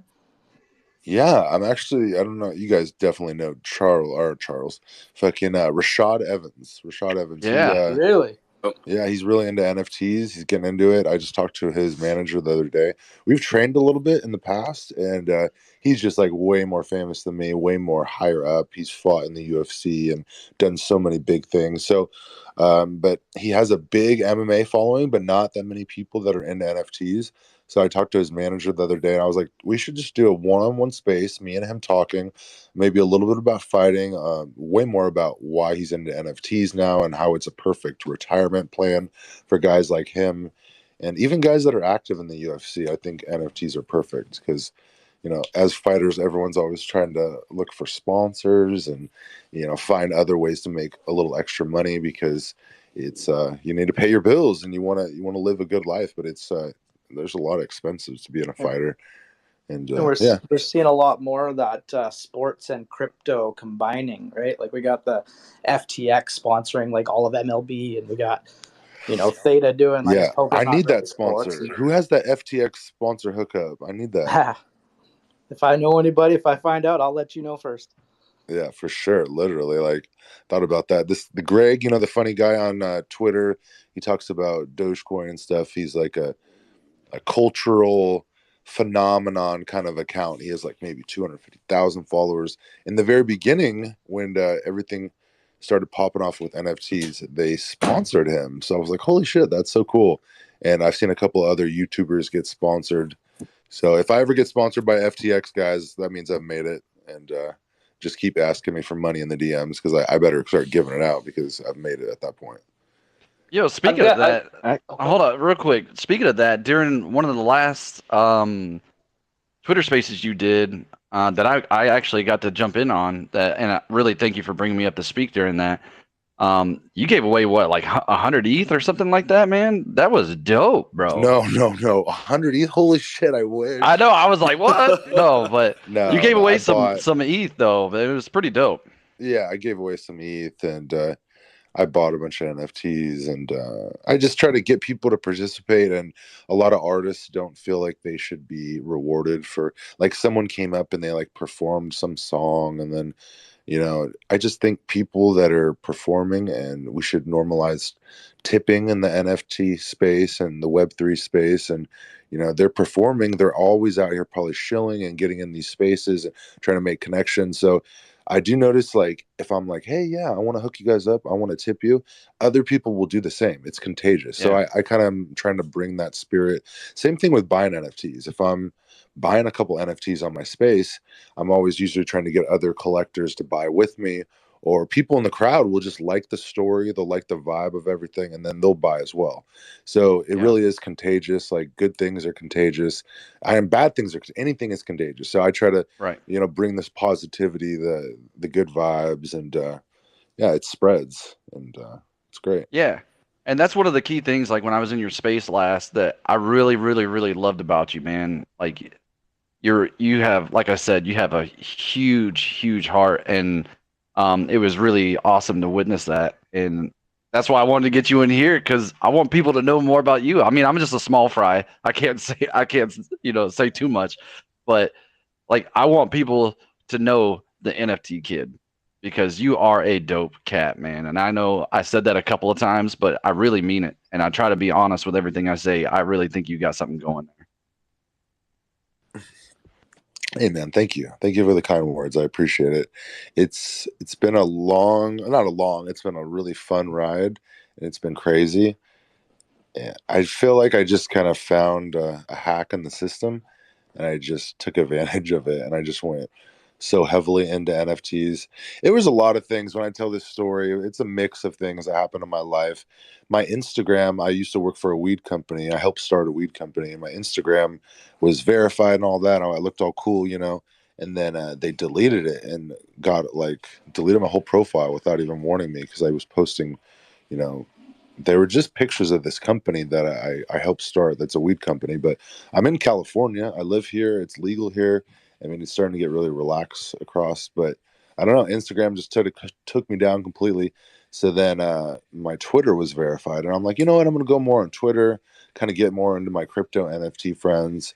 And, you know, Instagram is just trash anyway. It's a bunch of models, and you're just bullshitting, looking at these pictures, simping over all these fucking girls. I'm like, I don't need this shit. I don't need to be looking at all this dumb shit. It's like, it's light pornography almost nowadays. It's like, why am I watching this shit? So I stopped. I didn't even start another one. I did end up starting another one later on, but I focused more on Twitter, and I got into the community, and I started listening to these spaces. I started just listening to people, listening to their stories, and I got a good feel for, you know, how to host a room, how to I don't know, build a room, how to build a little community. And yeah, I branched everything out. Now I am where I am now. Last year I had like 3,000 followers. Now I have like over 120,000. So it's like it grew a lot within a year. You know, it's pretty crazy. Yeah, I saw that, and I was like, whoa. And then when you followed me, I almost like jumped out of my chair. I was like, yeah, this cat is dope. I was like, this is awesome, man. It's really been an honor and privilege to get to know you, man. Really. No, I have a lot of respect for the military and people that have served. So thank you so much, and everything that you've done. And I remember you mentioned that on the space. And yeah, I don't know. You seem like a cool guy too, man. I try to get a lot of different people in the NFT space, kind of bring them together. And yeah. Sorry, man.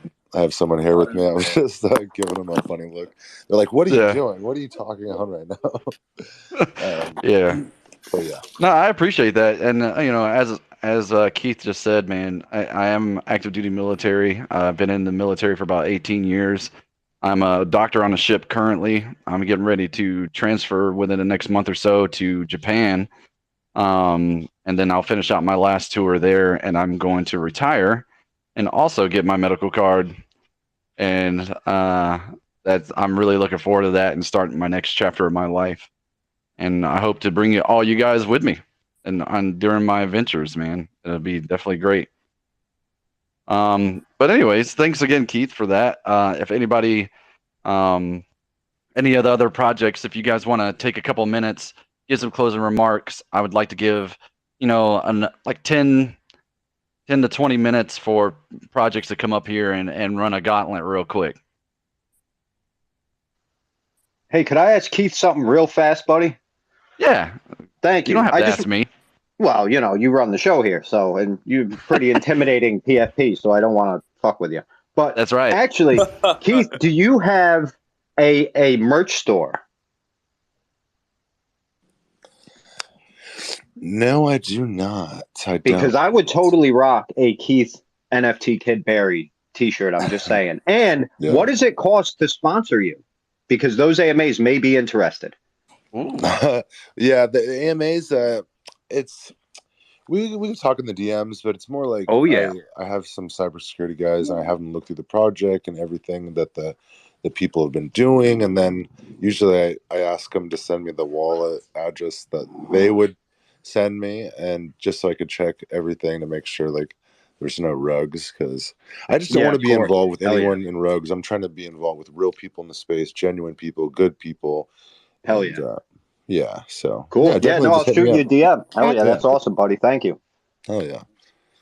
Yeah, I just wanted to say I was in one of those spaces where Keith had a nice talented young lady singing, and he tipped her, and like those spaces, if you see him running a space and you have a project, man, he's going to give you the time and to go up there and talk, and he really listens and he gets you out there. So it's good. If you ever see him running a space, make sure you jump in there. Facts. Yeah, I got another thing for Keith. I don't know if you've linked up with the Cardano Stoners Club, but there are a bunch of good people in there, and they might be a good group to link up with as far as like for sharing your project with them. I think they'd be all about that. They're, I think, every day at 420. That's dope. Yeah, thanks for that, man. Man, this has been a really dope space. I'm loving the vibes. I'm loving everything that everybody's bringing. It's really a beautiful thing when we can come together like this, man. And I think we should take full advantage of it. So with that, the gals, if you're still around, if you'd like to say some closing remarks, go ahead. I really enjoyed the space, and I really enjoyed everybody's projects and what you're sharing. I love the vibes. And make sure everyone to follow the host, the co-host, the speakers, and always come back to the space. It's epic. Thank you so much for that. That was very sweet. You always got a spot with me, so if you ever see me running a Shillin with the homies, just stop by. I really appreciate that. Sure thing. Title, any last words?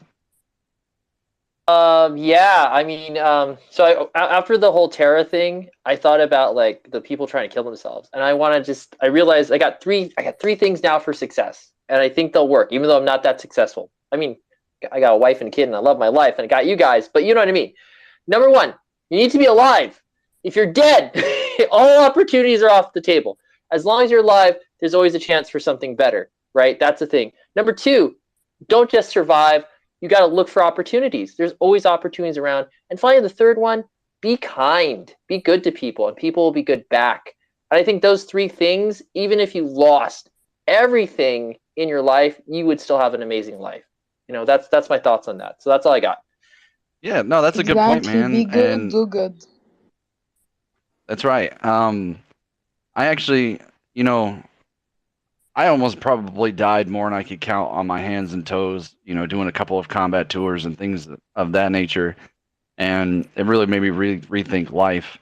And then as I got older, especially in this job, it's really tough because I'm a one-man hospital for 70 people that need me on a regular basis, and trying to learn how to to deal with giving myself so much to others was a really difficult transition. So I learned that I can't control everything, and the things that I can't control, I should keep an eye on it, but not allow it to affect me. The only happiness that I'm in charge of is my own, and I wake up every morning and tell myself it's going to be a dope ass day. And I'll be honest with you, when I started doing that, my life improved greatly. So that was a really good point. If you are struggling with things, it's okay. Those things are temporary. You just got to keep your head down and push and keep working hard. And if you make it, you should be thankful and remember those times that you made it through the tough times, and use it to, build yourself and become a stronger person. So thanks, Title. I appreciate those. Those were good words, man. Definitely. And the gals, thank you for chiming in on that. Punk ass. Oh, you're gonna make me follow that enlightening speech? Nah, thank you again for having us all here. I really appreciate everything you do, Powdery. Thank you to all the other guests and everybody who's here listening. I appreciate everyone who gives me the time to talk about ass. But make sure to join our Discord if you get a chance, where it's hump day every day. But go ahead and wait till Monday, guys. Go spend some time with your family, because I'll tell you this, our NFTs are still going to be here after the weekend. I mean, they might. They will. Our asses will be anyway, so. Yeah, definitely will be. Definitely will be. Again, follow all the panel. Everybody that's up here that's speaking. Really dope cats. Got some good things going on. Keep your eyes peeled on it. Follow me for whenever I'm doing the Shillin with the homies. Follow Keith whenever he's doing his Twitter spaces. Get up in there. Learn as much as you can. And I know this kind of brings me back. I know a lot of people missed this from the beginning. It's vital that you do your own research. Don't just go into a project because we said something, about it. Go and do your due diligence. Learn about these people. Learn about the passive income.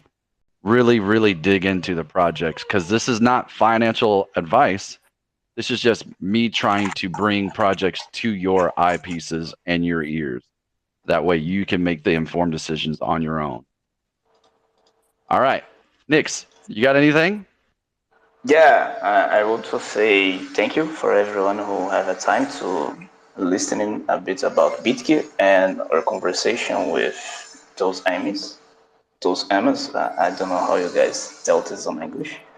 And again, invite everyone to our Discord, because we have a little bit of goods out there. And Discord it will be maybe in the future a better place for us to make those space with a better structure, with everyone can talk and be there and chat, communicate with each other, and of course help with each other, because Taito made a good point about people harming themselves because of money, and losing everything can be hard, but it's so much harder losing your life, and not only for you but for people who are around you and like who you are. So if anyone here needs to talk, I will be always open to talk with anybody for any matters. Okay. Yeah, definitely. And that's another good point. The trials and tribulations in your life is really, if you think about it, the sharpest sword in the world is a katana. And if you imagine how many times that's reheated and folded and reheated again, that's what makes it sharp. So remember, the trials and tribulations is just fire to make that steel that you're made out of that much harder. It's all about your perspective. So keep your head up. Dope words. Thanks, NKZ. I really appreciate that. All right. So I believe we've come to the point where we're going to open the gauntlet. I'm going to give you guys a few. I'm only going to bring up one person at a time.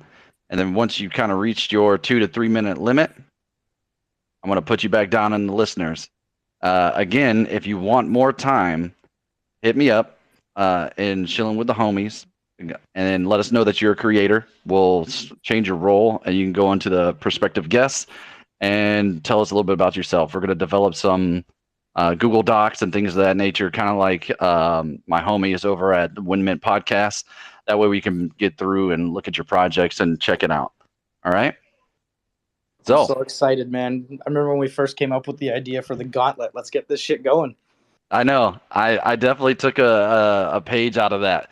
So I don't know who asked to be first, but I know Eba Burr.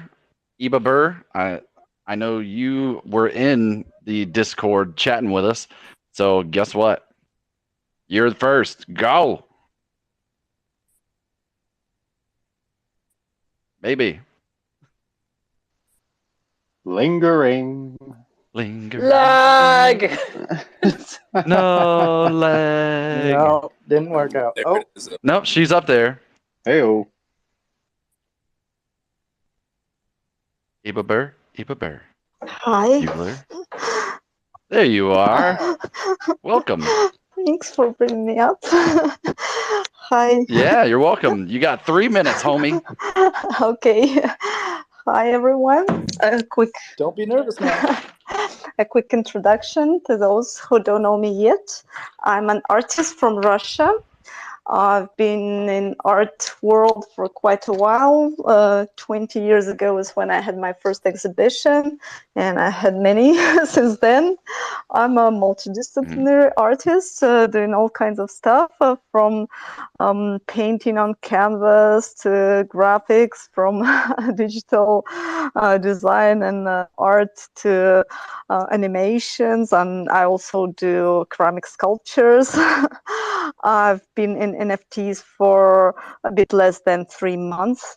And I've sold out one of my collections. I have Nice. several collections on OpenSea, on Foundation, and recently also on Object Thesis. I have both on Polygon and on Ethereum, and my art is all bright, and with my art, with my lifestyle, I inspire everyone to look at the bright side of the things, because, you know, in every situation, in everything, we can always choose whether to look at good or bad, because there's always both in everything. That's real. Yeah. So, but when you look at good, What blockchain are you on? on Ethereum, on Polygon, different collections are in different blockchains. Awesome. Yeah, Good. I actually, like that. That's dope. yeah, I actually have my pinned tweet where I can, you can go to the thread and just go through different collections of myself, and also on my link tree you can go to my website and my portfolio and my Instagram. So I kind of described myself really well in Twitter. Nice. Cool. Well, you sound like a really super sweet person. Definitely. I see that you joined the Discord. Stay up with us. I would love to have you on as a guest. Who knows? I might even do all Ethereum Shillin with the homies. Because there's a lot of good projects out there. I definitely want to get, you, and there's another project called War Dogs that supports veterans in Australia and around the world. I definitely want to get them up here too. But I appreciate your time. great. I'm going to put you back down in the listeners, and then I'm going to bring up the next one. Okay. Man, See that you next excitement time. is so infectious, though. So infectious. Yeah, very infectious. Thank you.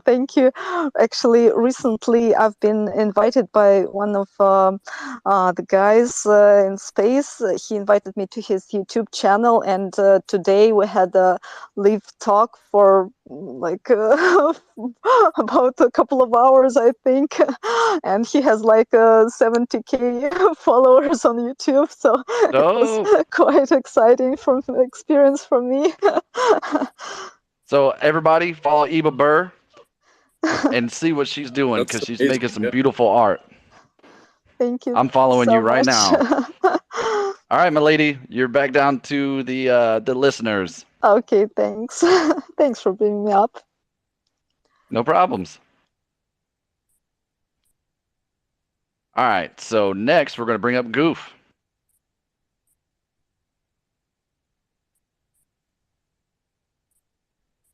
So once he gets up here, just to let everybody know, I'm not going to get through all 28 requests to speak. I will do my best. And if you hit me up and chilling with the homies, it increases your chance of getting brought up to talk.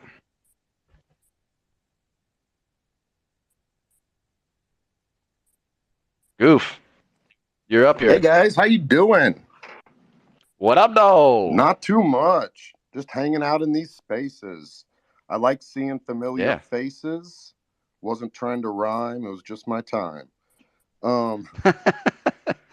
But yeah, no, my name's Chris. I've got a project I'm throwing up here, and it's Retrobot 1.0. I'm an illustrator, artist, designer, and I like drawing robots.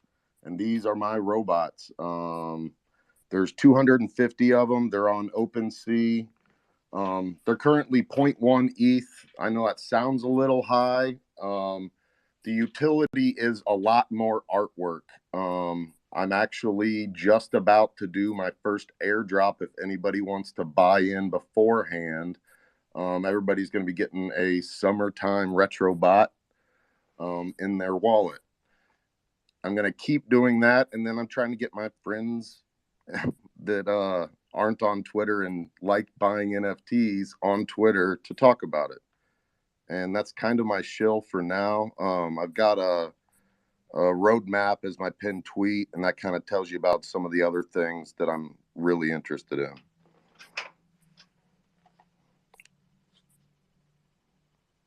Dude, dope. That's cool, man. I followed you because everybody else do the same. Sounds like you got some dope stuff going on, man. I do like the retroness of it. I'm kind of I'm a '80s baby, so I like retro. That's kind of my bag. Same. I'm right there with you. Dope, man. Well, hey, I appreciate you coming up. I appreciate you being in the Discord, man. It's thanks. It's really I'm cool, stick man. Around. Awesome, dude. Yeah. Well, make sure we change your role so you could put yourself in the prospective guest area. Sweet. I will. I appreciate it. Thank you, guys. Awesome. All right, man. You're going back down to the listeners.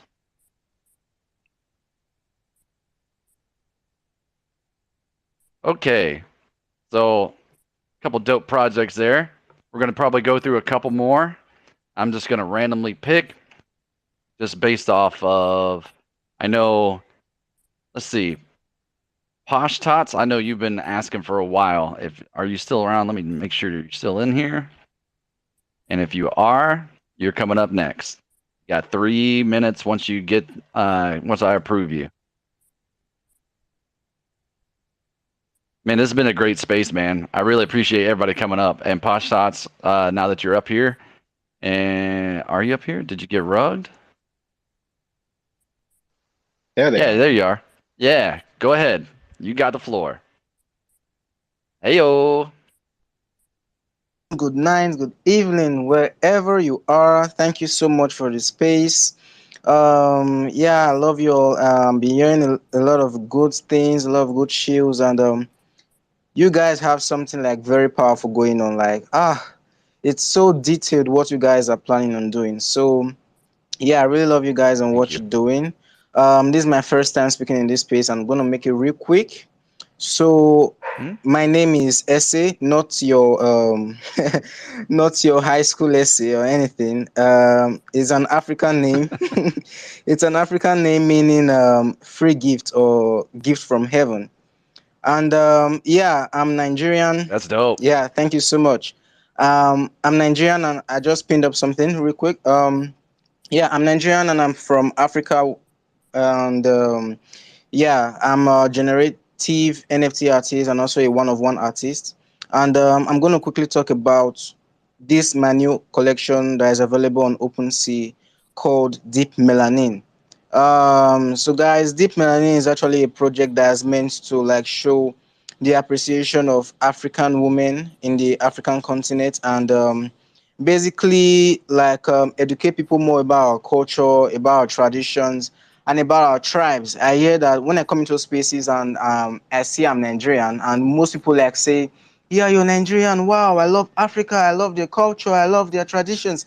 But but honestly, few really know the culture really what the cultures are, what the traditions are, and what the tribes are all about. So I created this collection called Deep Melanin to kind of appreciate the skin of African women and their beauty and their pride. And each piece comes with a story. There's a story behind each piece, and there's I try as much as possible to take as much time needed in creating the art, and also take as much time needed in putting a story behind each piece. I'm not going to take too much time. I'm just going to like say one story and then I move on. Then you guys can like tell me the comments you have on it. So there are 4 pieces available on Ethereum blockchain on OpenSea, and the floor price is 0.045 Ethereum. And I think right now that's just about $88. And I give each piece a name, and there are 4 of them right now on OpenSea, and the names are Ada, Fa, and sorry, Ada, that is one name. There's Fa, that's another name, and then you also have Atika, which was the latest collection I added, and you also have Folade. And I just want to say a quick run up about Ada because I know there are a lot of people waiting. Ada is an African name of Nigerian origin, which means first daughter. Ada resonates the image of perfection to others. As the first daughter of her family, she is born to bear the pride and image of her family.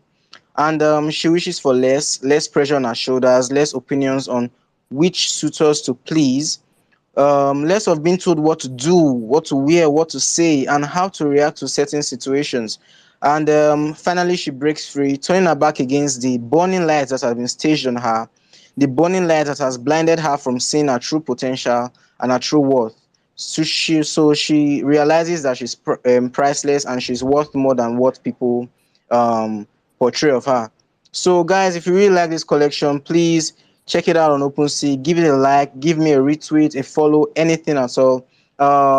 I've successfully sold 0 of them so far, but I'm really looking forward to that email from OpenSea just saying your item has been sold, and Awesome. I'm really looking forward that. Yeah, I'm really looking forward to that. So, thank you guys Yeah, you're getting for rugged a this little bit, but that's space. all I really right. love you So hey, guys. everybody, follow Posh Tots.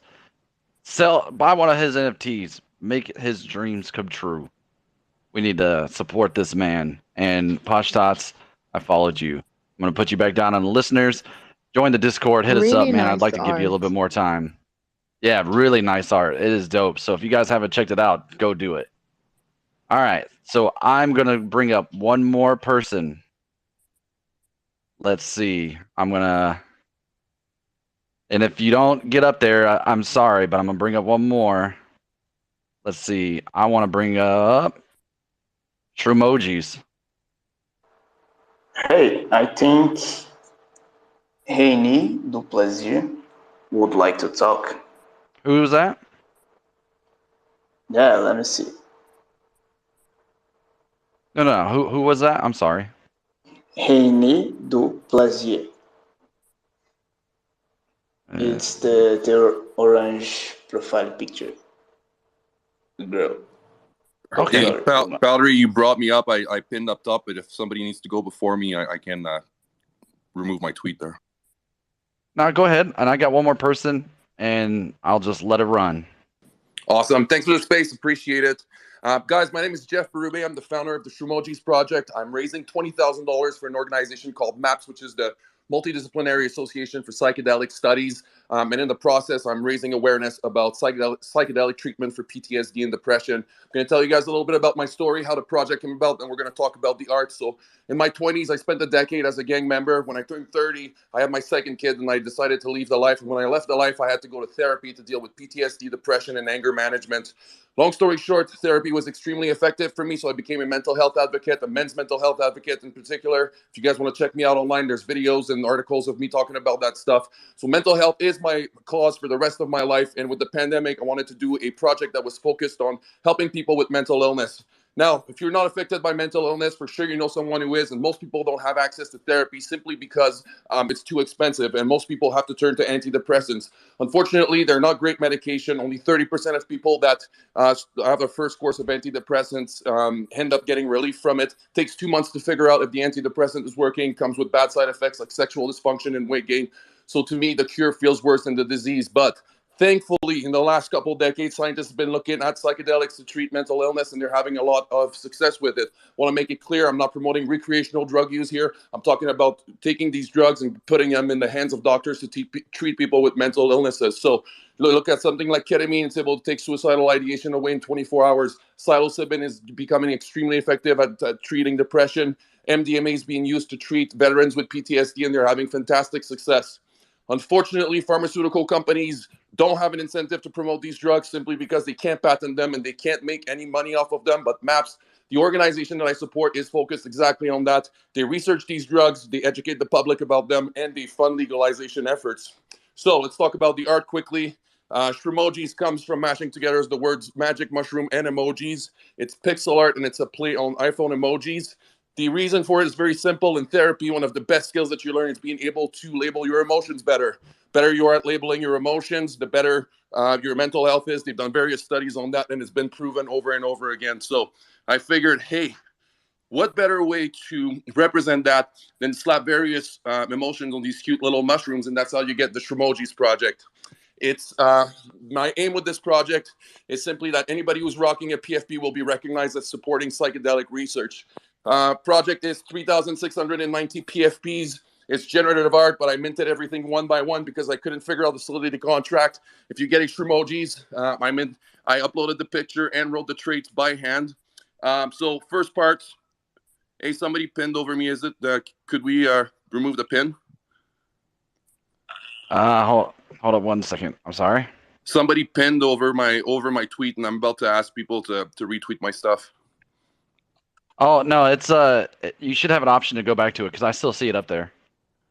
They're raising 20K for app maps to fund research. Yeah, Ryan Blazer pinned over me. Okay, anyways, not a big deal. But so yeah, guys, free part of this. If you guys like what I'm doing with this project, if you guys go on the tweet that's at the top of the space, the Shrimojis one, you might have to swipe one over, hit the like button, smash the retweet button, go in the comments, put a little mushroom emoji and tag Joe Rogan. Say, Joe Rogan, get this guy on your podcast. I'd love to go and chop it up with Joe Rogan. I feel it would be a great project to talk about with him. Next, if you guys want to stay up to date with the project, please follow me on Twitter, Instagram, add me on Skirpy if you have a Skirpy account, and join the Discord. And finally, if you want to support with money, Shrimojis are 0.01 ETH on Polygon, which is about $20 at today's price.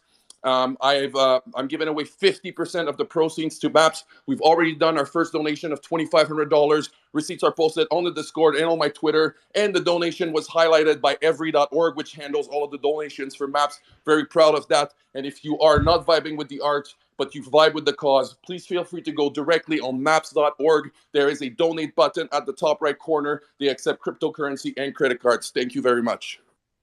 Thanks, man. Appreciate you. That was quick and efficient. I was gonna say that guy knows how to run the gauntlet. That was fucking awesome. Yeah, that was beautiful. Yeah, come join us in the Discord, man. Pretty good, Freaking pretty good. let us. I'd like to get you up, man. I like your energy. Yeah, man. I'll join right now. Dope. All right, I followed you, and I'm gonna put you back down in the listeners.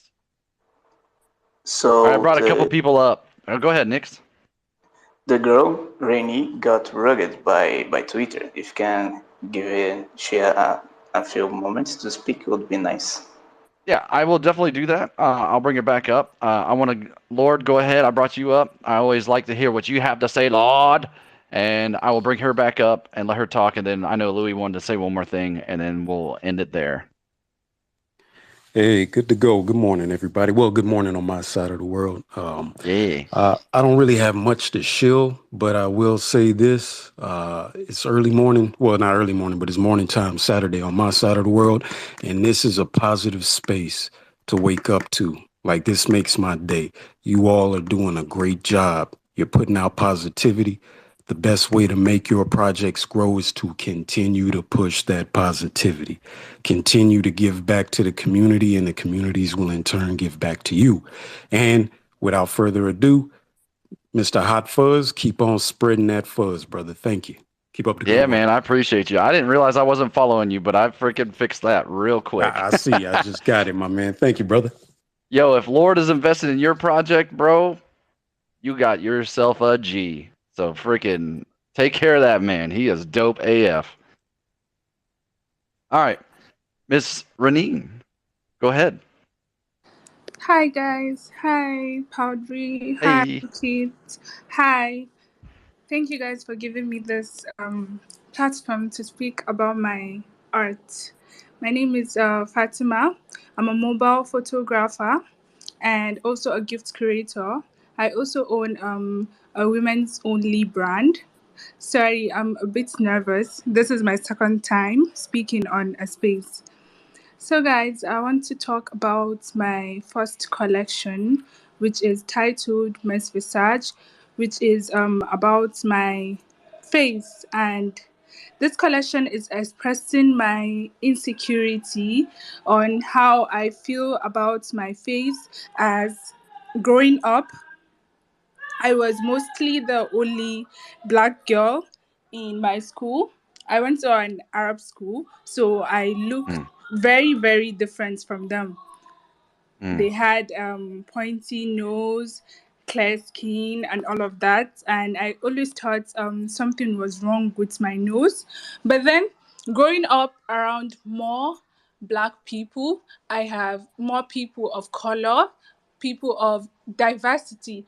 Growing up around diversity, I have realized that it's okay to be different. It's okay to think I am different and I am beautiful and my futures are beautiful. So I made this my first collection, a self-portrait of myself, so I can inspire young women like me, people that look like me, that it's actually okay for you to appreciate your own beauty. You don't have to get validations from others. You don't have to look like others. We are all created differently. And That's right. my first collection is up on the Polygon blockchain for 0.39 ETH. A like, a retweet, or a possible purchase will really go a long way of spreading my message. Yeah, thank you so much.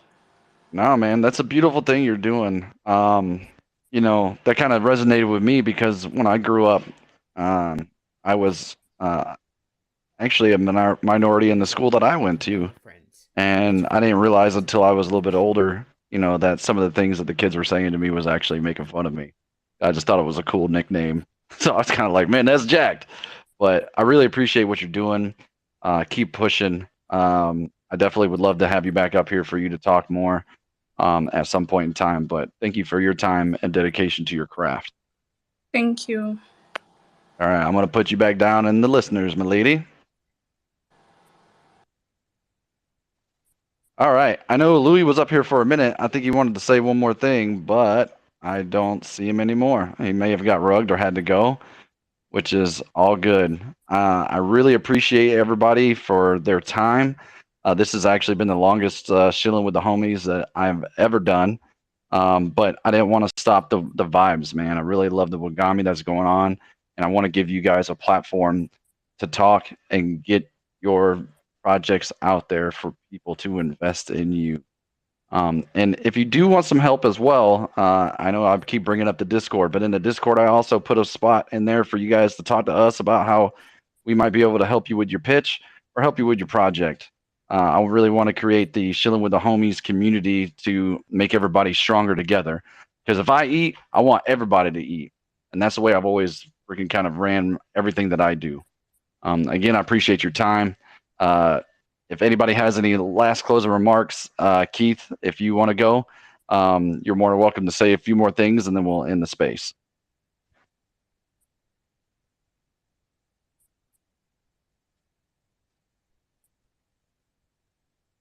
Machinist? Hey, what's up, buddy? Listen, I think this is awesome. Thank you so much for what you do, Powdery. I love Shillin' with the homies every single Saturday, 1 p.m. UTC. You never, ever failed to deliver. And I don't think people realize how difficult this is. It's not easy being a host. Like on the podcast, that stuff's pre-recorded. So, people start beating the dog or, scratching their feet or whatever weirdness goes on, I can edit it out. Everything's got to be on the fly. And that's a talent, man. So, kudos to you for doing this and for giving all these projects, a platform to talk about their dreams on, because that's really what a project starts out as, right? It's just a dream, and you open a Discord and a Twitter and work your butt off and hope for the best, and that there's people like you out there that are doing these spaces for free for these projects. I think is huge. It's awesome. So thank you so much for doing this. Thank you for letting me be here. I'm sorry I was a little late. And thank you to everyone down in the bottom that's listening, because at the end of the day, without community, without, our listeners on Twitter Spaces or, for the podcast, we'd be nothing. We'd be talking to ourselves, and we do this for you guys. It's a full-time job, but we love doing it, and having people listen and show up is all the payment that we need. Facts. Yeah, no, I love it, man. So again, thank you everybody for your time. Punk ass, BitK, the gals, Voyage, and Keith, the NFT kid, Barry. I really appreciate you guys showing up. You guys were wonderful, and I hope to see you guys again. And if you guys are ever doing spaces and you want me to be a part of it, just let me know, man. I'll jump in. I try to support the homies wherever I can. Thank All you right. again, man. Thank you very much for doing this, and we'll see you next Saturday for sure. Yep. See you guys next Saturday. Same time, same space. Holla at your boy. Just throw out the homie signal. That's right. Throw out that homie.